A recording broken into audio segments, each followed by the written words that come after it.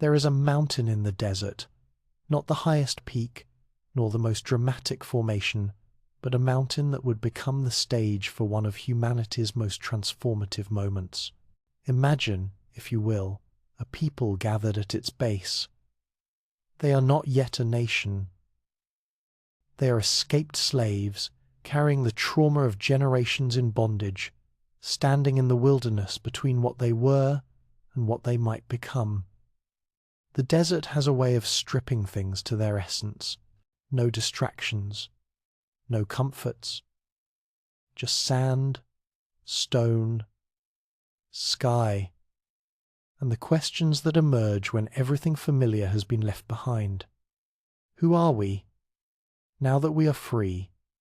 What binds us together? Without the structures of slavery to define us, what defines us at all? Consider for a moment what it means to forge an identity from nothing. These people, the ancient Hebrews, stood at a threshold unprecedented in human history. They possess something remarkable. Stories. Stories passed down through generations, whispered in slave quarters, preserved in the memories of elders. Tales of ancestors named Abraham, Isaac, and Jacob. Accounts of a God who spoke to their forefathers, who made promises, who heard their cries. But stories alone do not make a people. Stories require a framework, a structure, a way to live them out day by day. At the mountain called Sinai, something extraordinary happened. Whether you understand it as divine revelation or as the crystallization of ancient wisdom into coherent form, the result was the same. Words were given form, sacred words, instructions. A covenant, a mutual promise between a people and their God. The Torah was born not as a book, but as a spoken message, transmitted in the crackling air of the desert, received by a people desperate for meaning. The word Torah itself means instruction or teaching, not merely law, though it contains laws, not merely history, though it tells stories. Torah is something more encompassing, a complete vision of how to live, how to organize society, how to mark time itself as sacred. It emerged from the crucible of the wilderness, shaped by the needs of a wandering people who carried nothing but each other and their shared memory. Picture the scene in those early days. No permanent structures, no established institutions. Everything is temporary, portable, designed for a people on the move. The great gift of those wilderness years was this. They created a culture that required no land, no temple, no physical center. Identity became something you carried within you, practiced in your daily actions, reinforced through ritual and repetition. Each morning, the people gathered manna, a mysterious substance that appeared with the dew, enough for one day, teaching the rhythm of trust and daily dependence. This was not merely about food. It was about learning to live in the present, to trust in provision, to practice gratitude as a daily discipline. The Torah encoded this lesson. Gather what you need, share with your neighbor, rest on the seventh day. Simple instructions that contained profound wisdom about sustainable living and communal care. The camp itself became a model of sacred order. At its center stood the tabernacle, the Mishkan in Hebrew, meaning dwelling place. A portable sanctuary, constructed from the gifts of the people. Gold and silver, fine fabrics, acacia wood, precious oils. Every family contributed. Every artisan applied their skill. The result was a structure of stunning beauty that could be assembled and disassembled as they journeyed. Within the tabernacle, rituals began to take shape. The priesthood descendants of Aaron, Moses' brother, developed elaborate systems of sacrifice and offering. To our modern sensibilities, these practices may seem distant, even alien, but consider their function. They created a vocabulary of restoration. When you had wronged someone, when you had violated the covenant, when you felt separated from the sacred, there was a way back. An animal offered, prayers spoken, atonement made. It was a tangible system of accountability and reconciliation. The daily life of the camp revolved around these sacred rhythms. The cloud that covered the tabernacle by day, the pillar of fire by night, whether literal phenomena or symbolic representations, they served a crucial purpose. They organized time and movement. When the cloud lifted, the people traveled. When it settled, they made camp. Their lives were synchronized to what they understood as divine guidance, creating a people who moved as one. But the Torah offered something even more revolutionary than ritual. It offered law, mishpatim, that applied equally to all. In the ancient Near East, law codes existed, certainly. The Code of Hammurabi, carved in stone, predated the Torah by centuries, but those laws enshrined hierarchy. They specified different punishments for the same crime depending on social class. The Torah, radical in its time, insisted on something different. One law for the native-born and the stranger alike. The same standard applied to the wealthy and the poor. Justice was not a privilege but a right. Consider these instructions that emerged from the wilderness. Do not mistreat the stranger, for you were strangers in Egypt. Leave the corners of your field unharvested so the poor can gather food. Do not hold back a worker's wages overnight. Do not curse the deaf or put a stumbling block before the blind. These are not merely religious obligations, they are the foundations of a society built on dignity, on memory of suffering transformed into empathy, on the radical notion that every person bears divine image. The genius of the Torah system was its comprehensiveness. It didn't separate the sacred from the secular, the religious from the civic. Everything was integrated. The same texts that described tabernacle construction also regulated business ethics. The same passages that outlined sacrificial rituals also mandated agricultural practices that prevented soil exhaustion and ensured food security for the vulnerable. This was not religion, as we often conceive it today as one compartment of life. This was religion as the organizing principle of all life. And there was more. The Torah established a calendar, a way of marking time that would prove astonishingly resilient. 7 days, with the seventh set apart as Sabbath Shabbat, a day of complete rest. In a world where labor was endless, where slaves worked until they collapsed, where the rhythm of work knew no pause, this was revolutionary. 1 day in 7, no one works. Not you, not your children, not your servants, not even your animals. Rest was encoded into the fabric of existence, a weekly reminder that human beings are not merely productive units but souls requiring restoration. The yearly calendar unfolded with festivals marking agricultural seasons. Passover in spring, commemorating the exodus from Egypt with unleavened bread and bitter herbs, turning memory into taste and texture. Shavuot, the harvest festival, 7 weeks later, eventually understood as celebrating the giving of the Torah itself, connecting physical harvest to spiritual reception. Sukkot, in autumn, dwelling in temporary booths to remember the wilderness years, turning remembrance into lived experience. These were not abstract observances. They were woven into the rhythm of agricultural life, connecting the people to the land they would eventually inhabit, while simultaneously maintaining the memory of their landless wandering. It was a brilliant synthesis festivals that worked. Whether you were nomadic or settled, portable traditions that would prove adaptable across centuries and continents. In those wilderness years, something else crucial developed: the oral tradition. The written Torah, according to tradition, was accompanied by oral teaching explanations, interpretations, and applications. How exactly do you observe the Sabbath? What constitutes work? How do you determine when one day ends and another begins?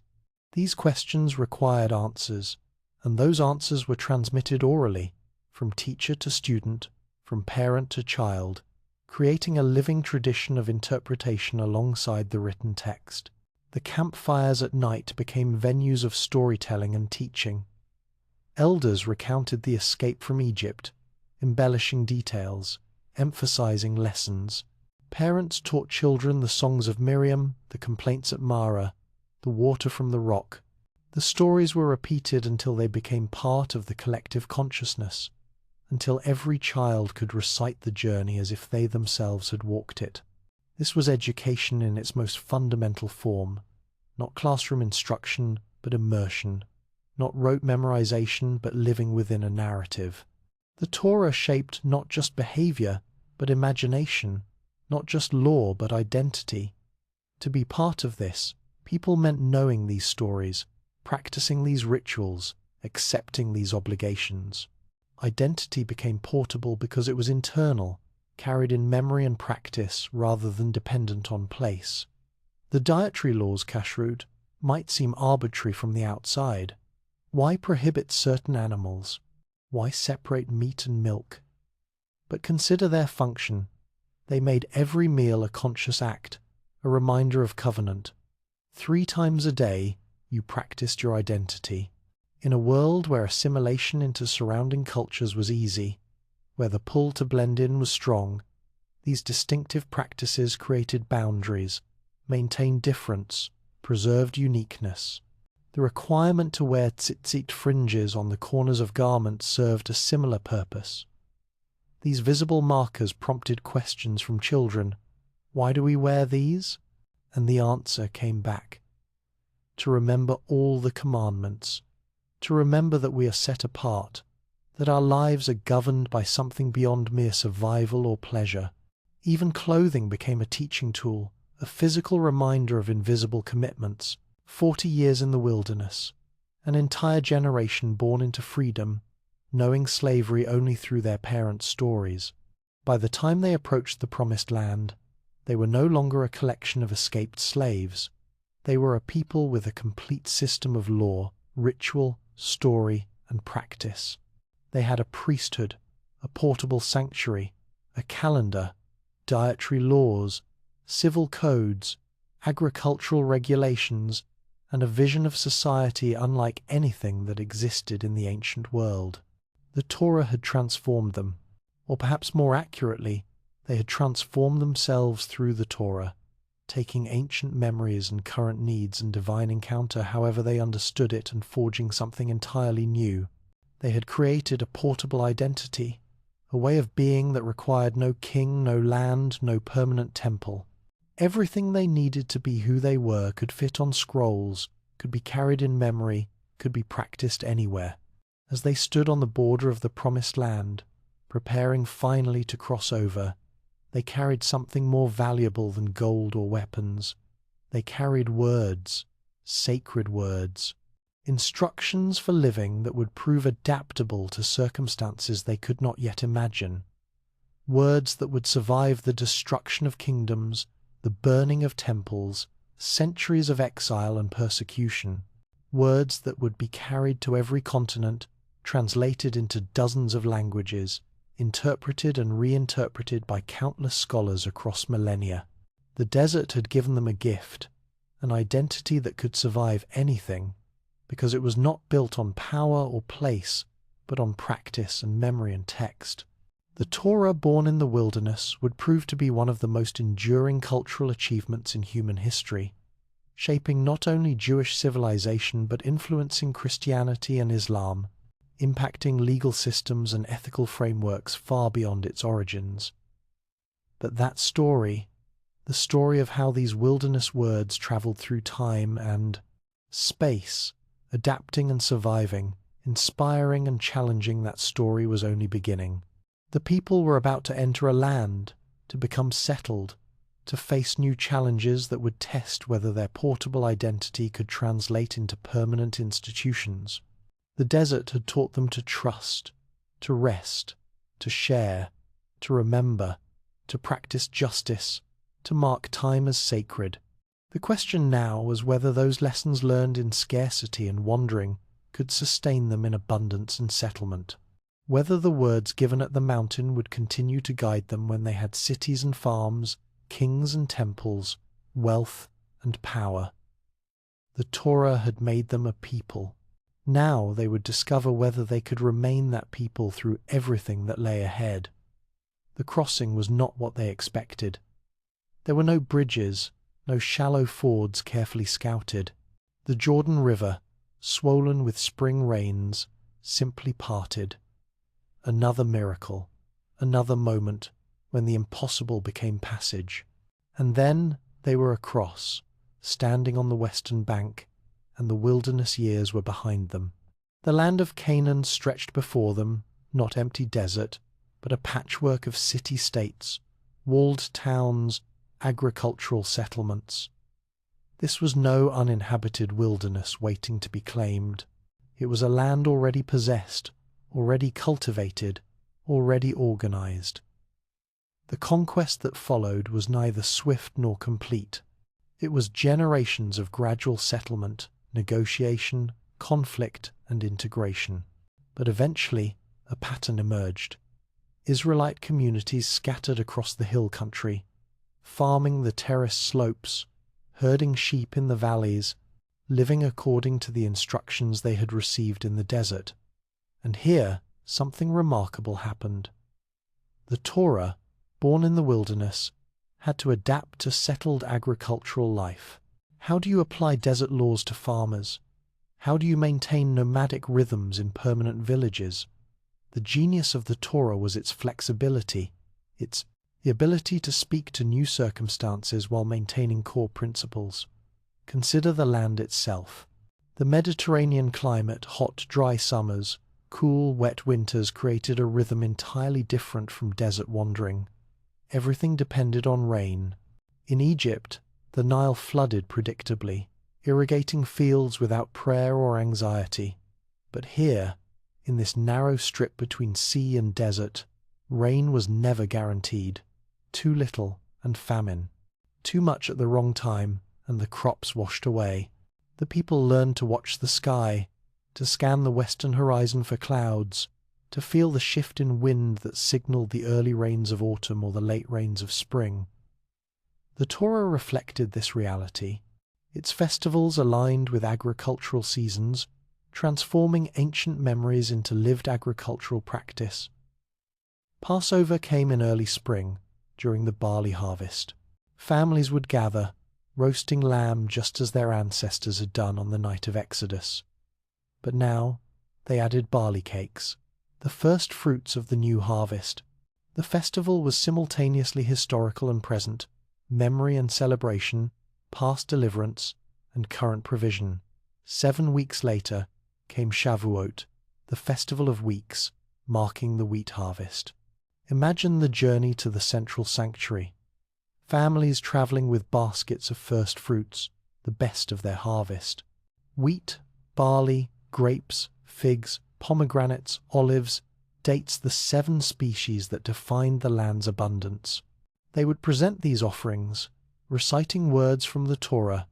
My father was a wandering Aramean. He went down to Egypt and sojourned there. The Egyptians dealt harshly with us. We cried out to the Lord, and he brought us to this place, a land flowing with milk and honey. Each recitation connected personal experience to national story. The wheat in your hands, grown in your field, watered by your prayers for rain, and harvested by your labor. This was not separate from the Exodus narrative. It was its continuation, its fulfillment. The land and the story were woven together, inseparable. Autumn brought Sukkot, the festival of booths coinciding with the final harvest, when grapes were pressed for wine and olives crushed for oil. For 7 days, families constructed temporary shelters, dwelling in fragile structures covered with branches, open to the sky. In the midst of harvest abundance, when barns were full and prosperity seemed secure, they practiced vulnerability. They remembered the wilderness years, when home was a tent and security was trust. The festival whispered a truth easy to forget in times of plenty. Permanence is an illusion. Everything is temporary. Gratitude matters more than accumulation. These festivals created a rhythm that organized the entire year, but they also required something the Torah had mandated, a central sanctuary. In the wilderness, the tabernacle had traveled with the people. Now it needed a home. First at Gilgal, then at Shiloh. Eventually at Jerusalem, these sites became pilgrimage destinations, places where the scattered tribes could gather, reaffirm their unity, and recommit to their shared covenant. Picture the pilgrimage. Families traveling dusty roads, joining streams of other pilgrims, all heading toward the sanctuary. Children asking questions, parents telling stories, the journey itself becoming a teaching opportunity. 3 times a year, this migration reminded a dispersed people that they were one nation, bound by shared law and mutual obligation. But daily life happened in villages, not at the central sanctuary. And here, the Torah created another institution crucial to its survival: the elders at the gate. In every town, the gate, the open space where people entered and exited, became the courthouse, the forum, the place where disputes were resolved and laws were applied. When neighbors quarreled over boundaries, when business deals went wrong, when accusations were made, the parties came to the gate. The elders respected men who knew the Torah, who understood local custom, who possessed wisdom earned through years would hear the case. They would question witnesses, examine evidence, render judgment according to Torah law. This was justice accessible to all, administered locally, rooted in sacred text but applied with practical wisdom. The Torah itself acknowledged this system, providing guidelines. You shall appoint judges and officers in all your towns. They shall judge the people with righteous judgment. You shall not pervert justice. You shall not show partiality. You shall not accept bribes, for bribes blind the eyes of the wise and subvert the cause of the righteous. Justice, justice shall you pursue. That repetition, justice, justice, was not accidental. It emphasized the fundamental importance of fair dealing, of impartial judgment, of a society where the powerful could not simply impose their will on the weak. In a world where might often made right, where kings dispensed justice as they pleased, this was revolutionary, and there were kings in Israel, eventually. The people had demanded them, wanting to be like other nations. The Torah had anticipated this, providing laws to limit royal power. The king should not accumulate excessive horses, or wives, or wealth. He should write his own copy of the Torah and read it daily, so that he might learn to fear the Lord and keep these laws. Even the king was subject to the Torah, not above it.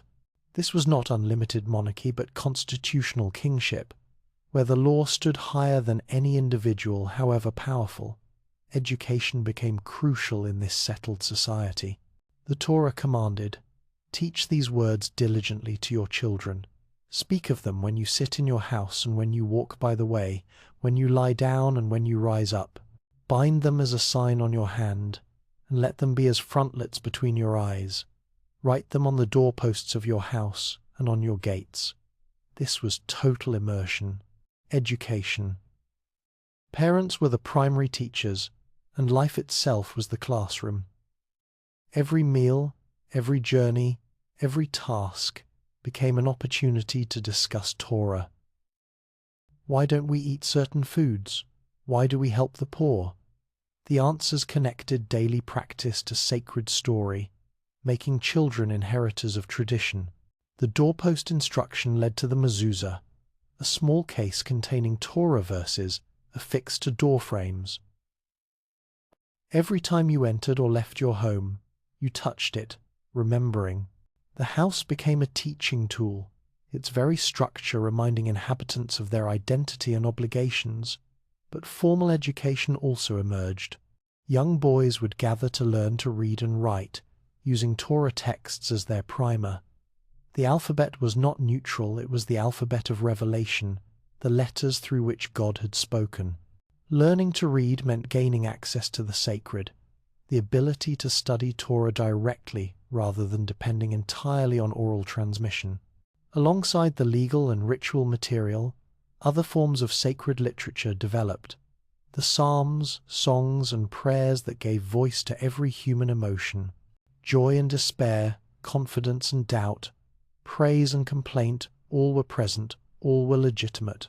These poems showed that relationship with the divine was not merely obedience but dialogue, not merely ritual but authentic feeling. Consider Psalm 88, one of the bleakest texts in religious literature. You have put me in the depths of the pit, in the regions dark and deep. Your wrath lies heavy upon me. You have caused my companions to shun me. I am shut in so that I cannot escape. No resolution, no happy ending, just raw anguish preserved in the sacred canon. The Torah tradition made space for this, acknowledging that faith does not require pretending and suffering does not exist. Wisdom literature added another dimension. The book of Proverbs collected practical advice alongside theological reflection. Train up a child in the way he should go. A soft answer turns away wrath. The fear of the Lord is the beginning of wisdom. These sayings showed how Torah principles translated into daily behavior, how the sacred permeated the ordinary. Job wrestled with the problem of innocent suffering, refusing easy answers, insisting on honest confrontation with life's injustices. Ecclesiastes meditated on meaning and meaninglessness, on the vanity of human striving and the importance of enjoying simple pleasures. These books showed Torah tradition's remarkable intellectual honesty, its willingness to grapple with hard questions rather than papering over them with platitudes. And then there were the prophets. These were not fortune-tellers or mystics detached from reality. They were social critics, moral voices, people who called the nation back to its foundational principles when it strayed. When the wealthy oppressed the poor, when judges took bribes, when ritual became empty, when performance divorced from ethical behavior, the prophets thundered. Listen to Amos, a shepherd called to prophecy. I despise your festivals, and I take no delight in your solemn assemblies. Even though you offer me your burnt offerings and grain offerings, I will not accept them. Take away from me the noise of your songs. I will not listen to the melody of your harps. But let justice roll down like waters, and righteousness like an ever-flowing stream. This was not rejection of Torah, but radical reaffirmation of its core values. The prophets insisted that ritual without justice was meaningless, that sacrifice without mercy was abomination, that you could not exploit workers 6 days a week and expect Sabbath observance to cover it over. Torah was a complete system. Its ritual and ethical demands were inseparable. Isaiah proclaimed a vision of universal peace rooted in Torah. They shall beat their swords into plowshares and their spears into pruning hooks. Nation shall not lift up sword against nation, neither shall they learn war any more. This was not naive optimism, but eschatological hope, a vision of what could be when Torah principles governed not just one nation but all humanity. Jeremiah offered perhaps the most profound insight into Torah's future. The days are surely coming, says the Lord, when I will make a new covenant with the house of Israel and the house of Judah. I will put my law within them, and I will write it on their hearts, and I will be their God, and they shall be my people. Torah written on hearts, not just on scrolls. This was internalization, the transformation of external law into internal disposition. The goal was not merely compliance, but character formation, not just doing the right thing, but becoming the right kind of person. The temple in Jerusalem became increasingly central to this religious landscape. Solomon had built it a permanent structure, replacing the portable tabernacle, and it became the focal point of national identity. Here the sacrificial system reached its most elaborate expression. Priests in white linen, performing intricate rituals, the scent of incense, the sound of Levitical choirs, the sight of pilgrims bringing offerings. But the temple was more than religious theatre. It was redistributive economics. Animals brought as offerings were partially consumed by fire, partially given to priests, and partially returned to the offerer for a sacred meal. The system fed the priestly class while creating opportunities for communal feasting. It was welfare, salary, and celebration combined. The pilgrimage festivals transformed Jerusalem 3 times a year. Imagine the city swelling to many times its normal population, tents crowding every available space.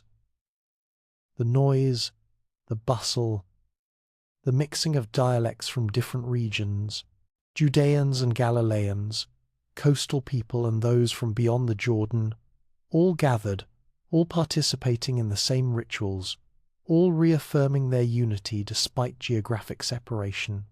Yet even as the temple grew in importance, there was awareness of its limitations. Solomon himself, at the temple's dedication, asked, "Will God indeed dwell on the earth? Even heaven and the highest heaven cannot contain you, much less this house that I have built." The building was symbol, not container. The point was not that God lived there, but that the people gathered there, connecting with each other and with the sacred through shared ritual. The Torah scroll itself occupied a place of honor, kept in the temple, brought out for public reading. The king was required to have it read to the entire assembly every 7 years during Sukkot. Picture that scene. The entire nation, or at least representatives from every region, gathered to hear their foundational document read aloud. This was not legislation being announced, but covenant being renewed, identity being reaffirmed, the nation collectively remembering who they were and why. Daily life in Israelite towns followed rhythms both sacred and ordinary. Farmers worked their terraced fields, coaxing crops from rocky soil. They planted wheat and barley, tended vineyards and olive groves, kept the Torah's agricultural laws. Leave the corners of your field for the poor. Do not harvest every cluster from your vineyard. Every 7th year, let the land rest. These laws embedded social justice into agricultural practice, ensuring that farming enriched the soil and fed the vulnerable, not just the landowner. The Sabbath created a weekly pause in labor's rhythm. Friday afternoon, as the sun declined toward the horizon, work ceased. The Sabbath lamp was lit. Special foods were prepared: bread, wine, the best the household could afford. For 24 hours, ordinary time stopped. No ploughing, no harvesting, no commerce, just rest, study, family, prayer. The practice was countercultural then, and remains so now, insisting that productivity is not life's meaning, that being matters more than doing, that regular rest is not luxury but necessity. This was the Torah in the land adapted to agriculture, woven into the seasons, creating patterns of justice and celebration and rest that defined a people. The words received in the desert had found fertile ground, sprouting institutions and practices that made an ethical society possible. But stability is always temporary. Threats gathered on the horizon, powerful empires with armies that dwarfed anything Israel could muster. The Torah's vision would face its greatest test not in the wilderness, not in the land, but in exile. The question looming was whether Torah could survive without land, without temple, without all the institutions that had grown up around it in these settled centuries. That crisis was coming, and it would force a transformation even more profound than the one that had occurred when desert nomads became settled farmers. The Torah would have to prove it could sustain identity in the complete absence of sovereignty, that words could substitute for land, that a people could remain a people with nothing but text and memory and practice. The Babylonian army arrived in the summer of 586 before the Common Era. They had come before, 9 years earlier, extracting tribute and taking hostages, but this time was different. This time, King Nebuchadnezzar had lost patience with Judean rebellion. His soldiers surrounded Jerusalem, built siege works, and waited. Inside the walls, food dwindled, disease spread, hope flickered and died. When the walls were finally breached, the destruction was systematic and thorough. The temple, Solomon's magnificent structure, the dwelling place of God's presence, the center of national identity, was burned. Its gold and silver were looted. its sacred vessels carried away as war trophies. The city walls were demolished, houses were razed, and the people, the educated, the skilled, the royal family, the priests were marched eastward in chains toward Babylon, nearly 1,000 miles away. Try to imagine what this meant. Everything the Torah had promised seemed to have failed. The land flowing with milk and honey lost. The dynasty God had promised to David ended. The temple where God's presence dwelt destroyed. The covenant itself appeared broken beyond repair. The journey to Babylon was a march through despair. Behind them, Jerusalem smouldered. Ahead lay exile in the land of their conquerors, serving the empire that had destroyed everything they held sacred. The questions must have been overwhelming. Where is God now? Have we been abandoned? Were the prophets wrong? Is this the end of everything? But alongside despair travelled something else. Scrolls. Some priests and scribes had managed to save Torah texts, prophecies, histories, psalms, fragile materials carrying words that would prove more durable than stone temples. In the midst of utter loss, they carried the seeds of survival. Babylon itself was a wonder one of the ancient world's great cities. Massive walls, hanging gardens, ziggurats reaching toward the sky, the Euphrates flowing through its center. To exiles from tiny Jerusalem, it must have been overwhelming. The military might that had destroyed their nation was only one expression of Babylonian civilization's power and sophistication. The exiled Jews, we can call them Jews now, the term deriving from Judah, were settled in communities along irrigation canals. They were not enslaved in the Egyptian sense, not worked to death building monuments.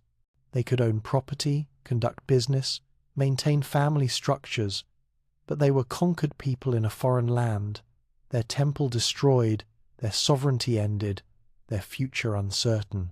And here, in this crucible of crisis, something extraordinary happened.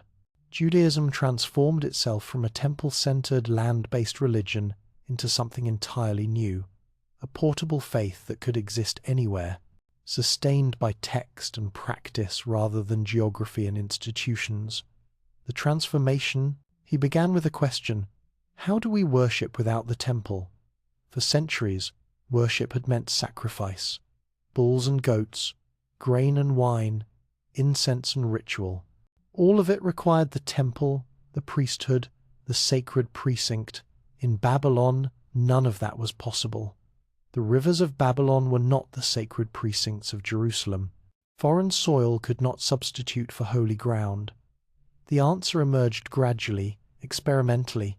Prayer would replace sacrifice, words instead of blood, speech instead of smoke, the mouth offering what the hand could no longer bring.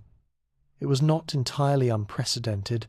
Psalms had always been part of temple worship, and the prophets had emphasized prayer's importance.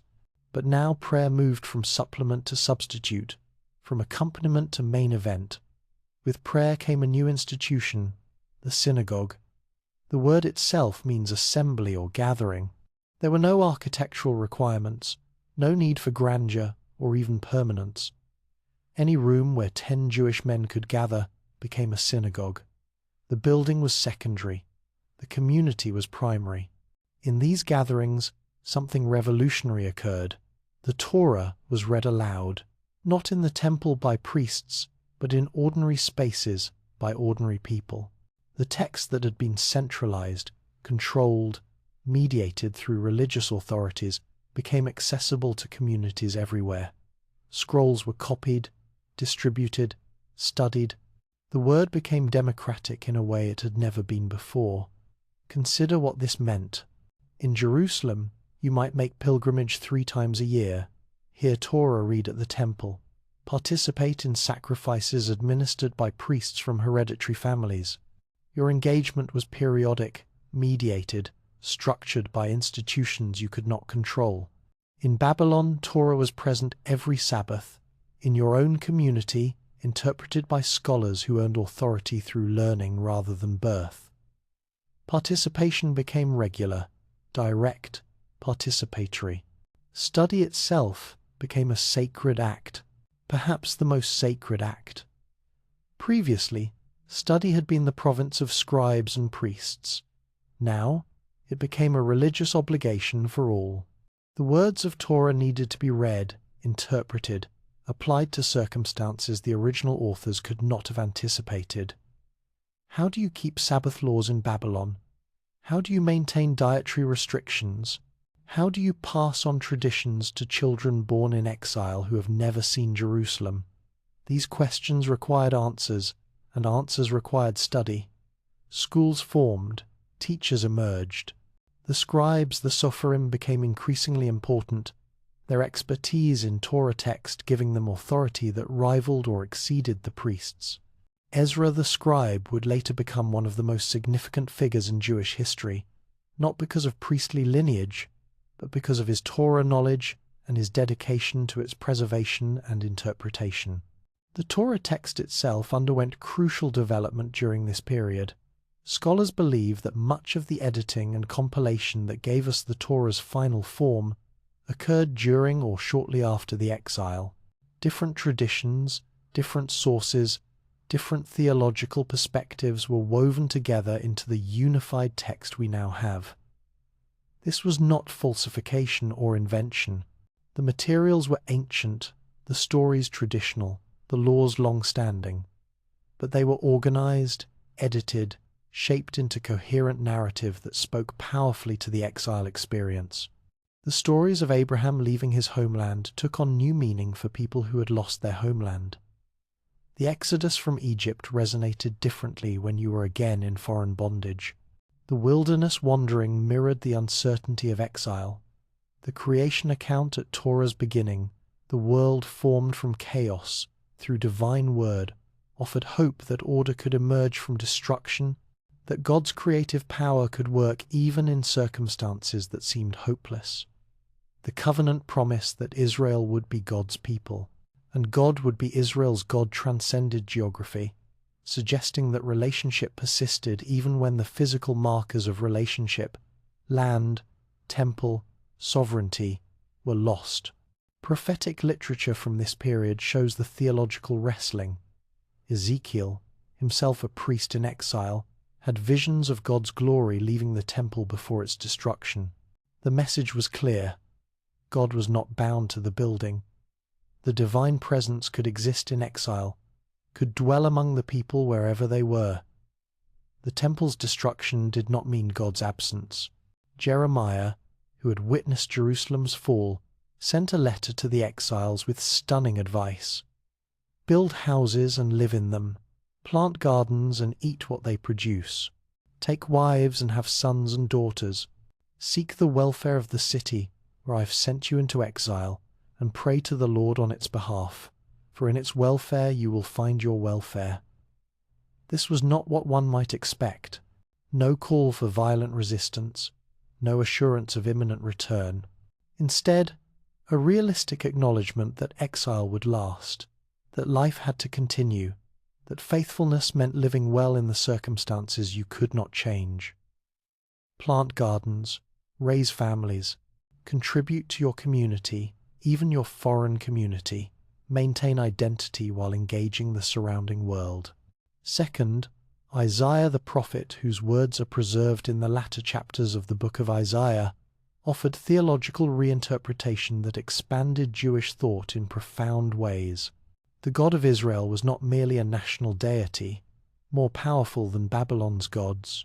God was the only God, creator of all, sovereign over all nations and histories. Babylon's conquest of Jerusalem was not proof of Marduk's superiority over the Lord, but was itself part of divine plan, punishment for covenant violation that would eventually give way to restoration. The prophet introduced the concept of the suffering servant, a figure who would bear others' sins, whose suffering would bring healing. This image would prove enormously influential, interpreted in various ways by later Jewish and Christian traditions, but in its immediate context, it suggested that suffering could be meaningful, that exile was not simply punishment, but could serve redemptive purpose. The daily life of Jews in Babylon reflected creative adaptation. They maintained dietary laws, which became increasingly important as identity markers. When you could not distinguish yourself by land or political sovereignty, you distinguished yourself by what you ate. Kashrut became not merely religious obligation but ethnic boundary, a daily practice of difference. The Sabbath grew in significance for similar reasons. In the absence of the temple calendar with its festival pilgrimages, the weekly Sabbath became the primary temporal marker of Jewish identity. Babylonian culture had no equivalent. Their religious calendar followed lunar and solar cycles, but lacked this regular weekly rhythm. Sabbath observance announced, "We are different, we organize time differently, we value rest in ways our neighbors do not." Circumcision, the mark in flesh that the covenant required, took on new importance. It was visible evidence of Jewish identity, impossible to hide, permanent and irrevocable. In a context where assimilation was easy and tempting, circumcision was commitment carved into the body itself. Language became a crucial issue. The exiled Jews spoke Hebrew, but their children, born in Babylon, grew up surrounded by Aramaic. Gradually, Aramaic became their primary language. Hebrew risked becoming archaic, preserved only for liturgical use. This linguistic shift necessitated translation and interpretation. If Torah was written in Hebrew but the people spoke Aramaic, how did you maintain access to the sacred text? The solution was Targum, oral Aramaic translation, accompanying public Torah reading. After a verse was read in Hebrew, it was rendered in Aramaic so everyone could understand. Over time, these translations became standardized, creating parallel texts that were themselves revered. The practice established a principle: Scripture must be understood, not merely recited. Comprehension mattered more than mystique. Women's roles in exile community life remain partially hidden from our historical view, as they often do in ancient records. But we can infer certain things. With men's public roles disrupted by exile, with the priesthood unable to function, with community cohesion threatened, the home became even more crucial as the site where identity was preserved. Mothers teaching children, women maintaining dietary laws, families gathering for Sabbath.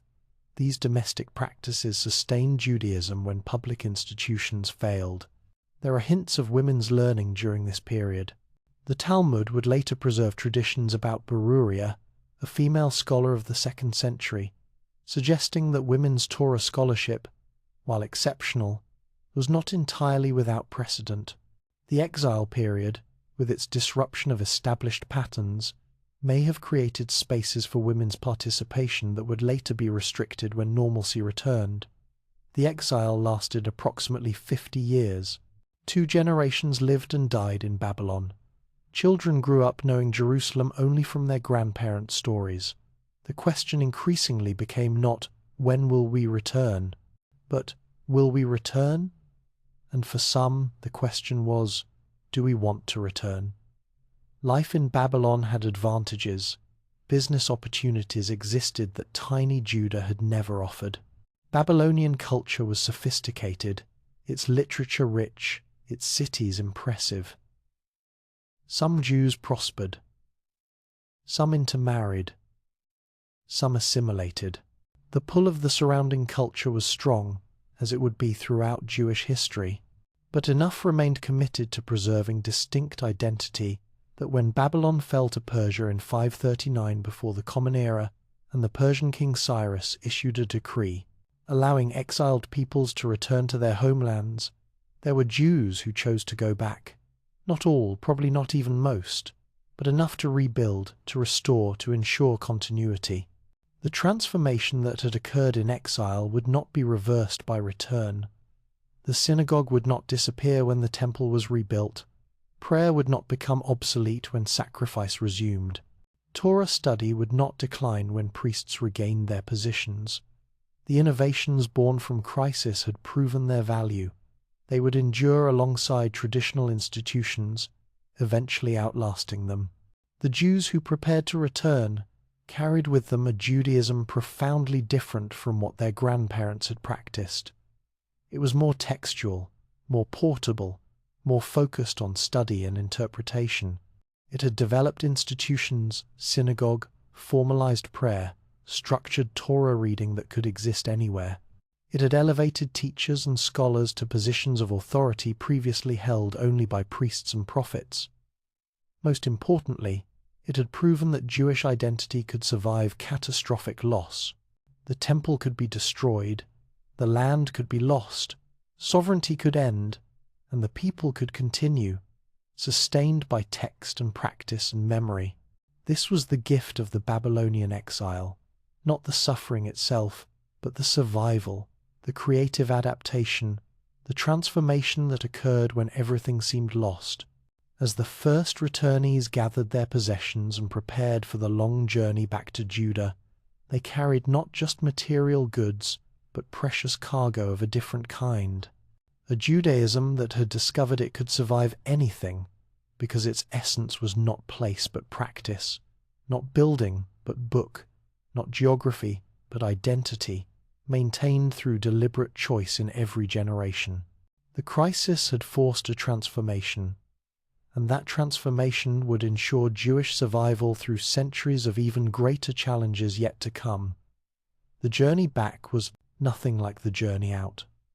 When their ancestors had been marched to Babylon in chains, they had been a broken people, traumatized and dispossessed. Now, those who chose to return traveled with Persian authorization, carrying royal decrees and resources for rebuilding. But they were not returning to the world their grandparents had left. 50 years changes everything. The cities were ruins. Fields had reverted to wild growth.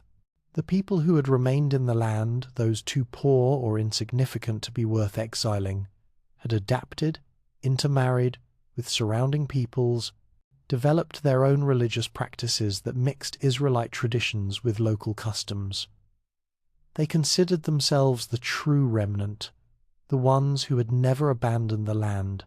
And now, here came these returnees from Babylon, claiming religious purity and authority, bringing texts and practices developed in exile, insisting on their right to rebuild the temple and reconstitute the community. The tension was immediate and profound. Who were the real Jews? Those who had maintained presence on the land through all hardship, or those who had preserved textual tradition in exile, those whose families had never left, or those whose scholarship was uncompromised by association with foreign peoples? The initial returnees were relatively few, perhaps 40 or 50,000 according to biblical accounts, though modern scholars debate these numbers. They found Jerusalem largely depopulated, its walls still broken, the temple site a rubble-strewn ruin. The restoration would not be swift or smooth. The first priority was the temple. Not because sacrifice was the essence of Judaism, the exile had proved it was not, but because the temple represented continuity with the past, legitimacy in the present, and hope for the future. A restored temple would announce that the exile was truly over, that God had returned to dwell among the people, that normal religious life could resume. But rebuilding proved difficult. Resources were scarce. Opposition from neighboring peoples was fierce. They had no interest in a resurgent Jewish state. Internal conflicts arose over who could participate in the building.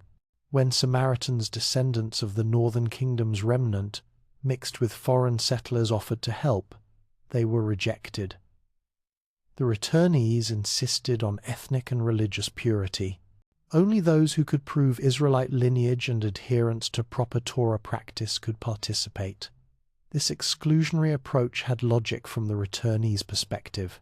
They had just survived an exile caused, they believed, by their ancestors' religious compromise, their adoption of foreign gods and practices. They would not repeat that mistake. Boundaries must be clear. Identity must be preserved. No compromises could be tolerated. But the cost was division. The Samaritans, rejected and insulted, became permanent rivals rather than partners in restoration. The temple rebuilding stalled repeatedly. Years passed with little progress. Then came prophets Haggai and Zechariah, urging the people to recommit to the work. "Is it a time for you yourselves to live in your panelled houses?" Haggai demanded, "while this house lies in ruins?" The rebuke struck home. Work resumed with renewed energy. In 516 before the Common Era, 21 years after the return began, the Second Temple was dedicated. It was not Solomon's temple. The old men who remembered the first temple wept when they saw the second. So much smaller, so much less magnificent. But it stood. Sacrifices resumed. The priesthood functioned again. The visible sign of God's presence among the people was restored. Yet the real drama of restoration would not center on the temple, but on the Torah, and the central figure would not be a king or high priest, but a scribe, Ezra. Ezra arrived from Babylon decades after the initial return, during the reign of the Persian king Artaxerxes. He came with royal authorization, more, returnees, significant financial resources, and something more valuable than gold, expertise in Torah law. He was, the text tells us, a scribe skilled in the Torah of Moses. What Ezra found in Jerusalem disturbed him profoundly. Many Jews, including priests and leaders, had married foreign women. The community's boundaries were blurred, its distinctive identity compromised. From Ezra's perspective, this was the very error that had led to exile. History was repeating itself. His response was dramatic, and to modern sensibilities, troubling. He demanded that these mixed marriages be dissolved, that foreign wives and their children be sent away. The human cost must have been enormous. Families torn apart, children separated from fathers, women cast out with uncertain futures. The text does not dwell on this suffering, but we should not ignore it. This was ethnic and religious, boundary drawing in its most severe form. We might critique it, and should, but we must also understand its logic within its historical context.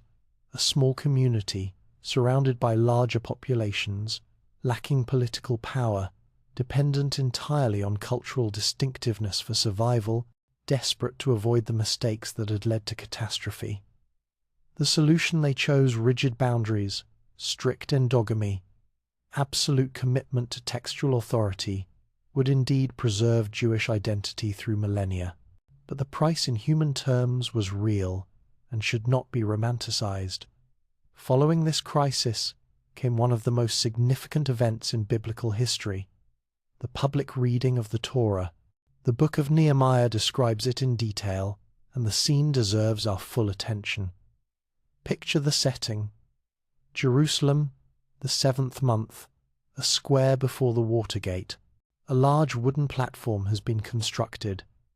The entire community gathers, men and women, and all who could understand. This inclusion of women is remarkable and worth noting. In many ancient contexts, public religious assemblies were male-only affairs. Here, women are explicitly mentioned as participants. Ezra the scribe stands on the platform, the Torah scroll in his hands. When he opens it, the people rise, a gesture of respect that would become standard practice. Ezra blesses the Lord, and the people respond, "Amen, Amen," lifting their hands, bowing their heads, worshipping. Then the reading begins. From early morning until midday, Ezra reads.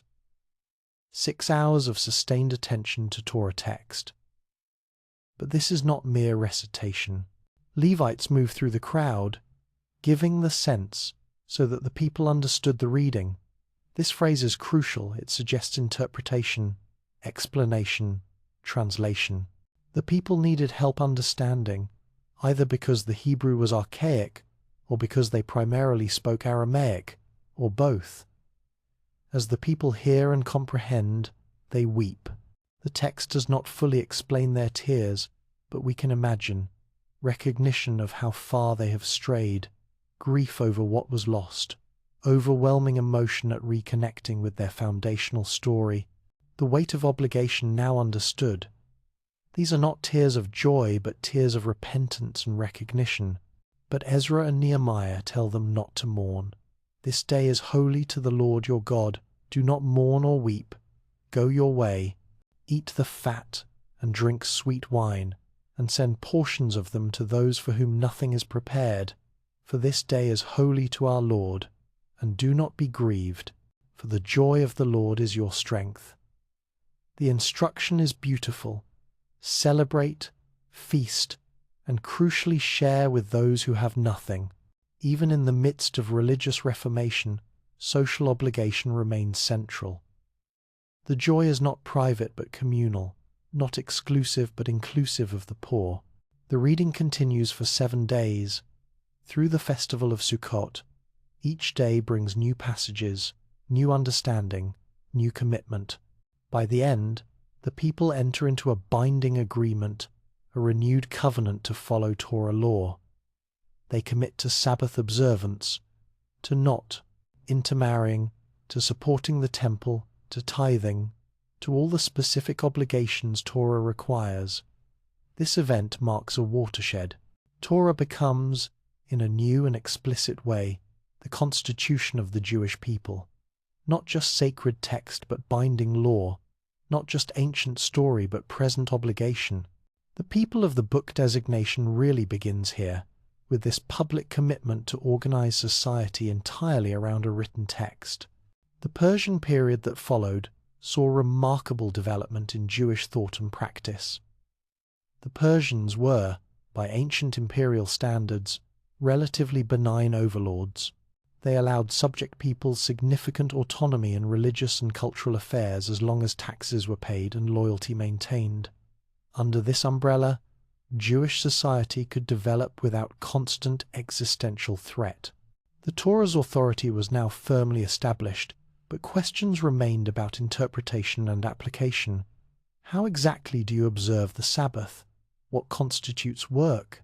How do you determine when a new month begins? What are the precise boundaries of permitted and forbidden foods? Torah provided principles but required interpretation for practical application. This need gave rise to increasingly sophisticated interpretive traditions. Scribes and teachers developed hermeneutical methods, rules for how to read and apply Torah. These were not arbitrary, but followed logical principles. Specific cases could be derived from general principles. Analogical reasoning could extend laws to new situations. Apparently contradictory passages could be harmonized through careful analysis. The process was collaborative and argumentative. Teachers debated, students questioned. Multiple interpretations were preserved. This argumentative tradition, the idea that vigorous debate in service of truth-seeking was itself a form of worship, would become central to rabbinic culture. Torah study was not passive reception, but active engagement, wrestling with text the way Jacob wrestled with the angel, refusing to let go until meaning emerged. Then came Alexander. In 333 before the Common Era, the Macedonian conqueror swept through the Persian Empire, and Judea found itself under Greek rule. When Alexander died and his empire fragmented, Judea fell first to the Ptolemies ruling from Egypt, then to the Seleucids ruling from Syria. Greek culture Hellenism began its profound influence on Jewish life. Hellenism was seductive. Greek was the language of culture and commerce. Greek philosophy offered sophisticated ways of thinking about God, ethics, and the cosmos. Greek education, the gymnasium, trained both body and mind. Greek architecture, literature, theatre, athletics, all were expressions of a culture confident in human reason and beauty. For some Jews, Hellenism represented progress, enlightenment, and participation in the wider civilized world. Why remain narrow and parochial when you could be cosmopolitan? Why cling to ancient dietary restrictions when you could dine with educated Greeks? Why limit your reading to Torah when Homer and Plato awaited? These Hellenizing Jews adopted Greek names, learned Greek language and literature, sent their sons to the gymnasium, and sought to minimize the distinctive practices that marked them as different. Some even underwent surgery to reverse circumcision, a painful procedure motivated by the desire to participate in Greek athletic competitions, which were conducted nude and where circumcision appeared barbaric to Greek sensibilities. Other Jews viewed Hellenization with horror. This was not innocent cultural exchange but existential threat, the same kind of compromise that had led to exile. The gymnasium was not neutral education, but propaganda for a worldview that contradicted Torah. Greek philosophy's rationalism undermined faith. Greek theatre celebrated gods that Jews knew were false. Greek athletics glorified the body in ways that seemed to diminish the spirit. The tension came to crisis under Antiochus IV Epiphanes, a Seleucid king who ruled from 175 to 164 before the Common Era. Whether from genuine religious conviction, political calculation, or simple madness, ancient sources differ. Antiochus decided to suppress Jewish religious practice. He banned Torah study, circumcision, and Sabbath observance on pain of death. He desecrated the temple, erecting an altar to Zeus and sacrificing pigs, the most unclean animal in Jewish law, on it. The response was revolt. The Maccabees, a priestly family from the town of Modi'in, refused compliance and began a guerrilla war against Seleucid forces. What started as religious resistance became national liberation struggle. Against all odds, the vastly outnumbered and outmatched Jewish forces won.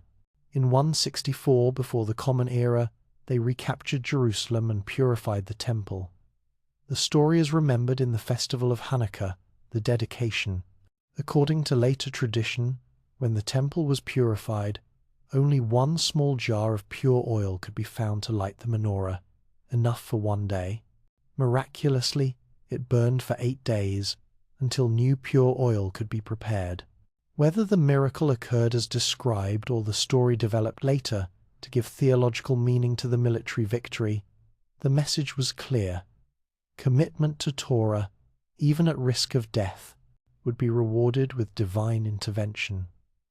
But the Maccabean period was not simple triumph.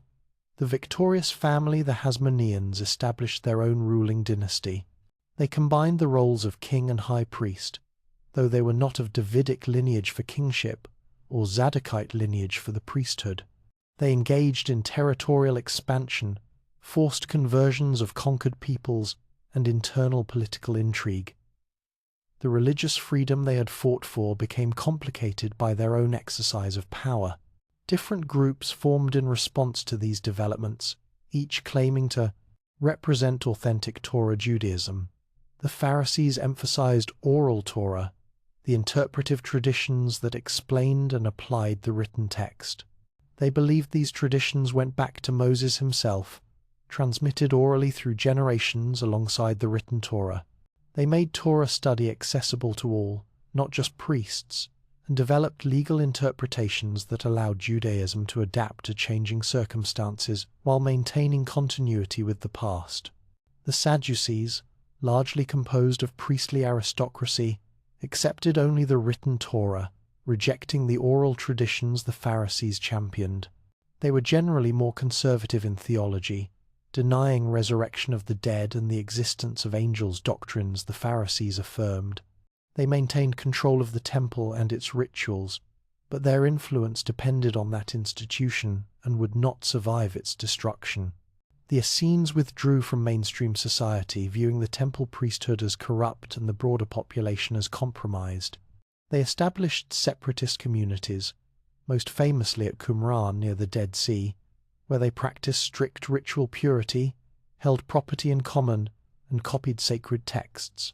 The Dead Sea Scrolls, discovered in the 20th century, give us direct access to their library and worldview. Each group claimed to represent true Torah Judaism. Each could cite texts, traditions, and logical arguments for their positions. The diversity was not a bug, but a feature evidence that Torah was rich enough to support multiple interpretations, flexible enough to speak to different temperaments and circumstances. Throughout this period, the Torah scroll itself became increasingly standardized. The Masoret scribal families dedicated to textual preservation developed systems to ensure accurate copying. They counted every letter, noted unusual spellings, created vowel markings. Hebrew was originally written with consonants only, and added cantillation marks, indicating how the text should be chanted. Their work created the remarkably stable text we have today. The synagogue continued to develop as an institution. By the 1st century of the Common Era, synagogues existed throughout Judea and in Jewish communities across the Mediterranean world. They served multiple functions: house of prayer, house of study, and community center. Torah scrolls were kept in special arks, read publicly, studied intensively. The building itself was oriented toward Jerusalem, maintaining the connection to the temple even from great distances. Jewish communities thrived in the diaspora. The dispersion outside the land of Israel. Alexandria in Egypt had a massive Jewish population, perhaps hundreds of thousands. They spoke Greek, not Hebrew or Aramaic. For them, Torah had been translated into Greek, the Septuagint, completed in the 3rd century before the Common Era. This translation was controversial in some circles, but necessary for communities whose daily language was Greek. These diaspora Jews faced the questions of cultural synthesis in acute form. How much can you adapt to the surrounding culture while remaining distinctively Jewish? Can you read Plato and remain faithful to Moses? Can you participate in civic life in a pagan city and maintain Torah observance? Different Jews answered differently, navigating between isolation and assimilation, between particularity and universalism. Philo of Alexandria, a Jewish philosopher of the 1st century, attempted sophisticated synthesis of Greek philosophy and Torah, reading biblical narratives as allegories containing philosophical truths. For him, Moses was the supreme philosopher, Torah the ultimate wisdom. This approach would influence later Jewish and Christian thought, showing that Torah could engage the highest intellectual traditions of the age.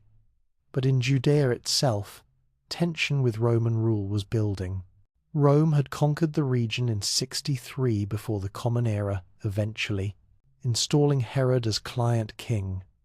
Herod renovated the temple on a massive scale, but his loyalty was to Rome, not to Jewish interests. After his death, direct Roman rule brought increasing oppression, insensitivity to Jewish religious concerns, and economic exploitation. Various resistance movements emerged, some advocating quiet non-cooperation, others violent rebellion. The question underlying all responses was, how do we remain faithful to Torah under foreign domination?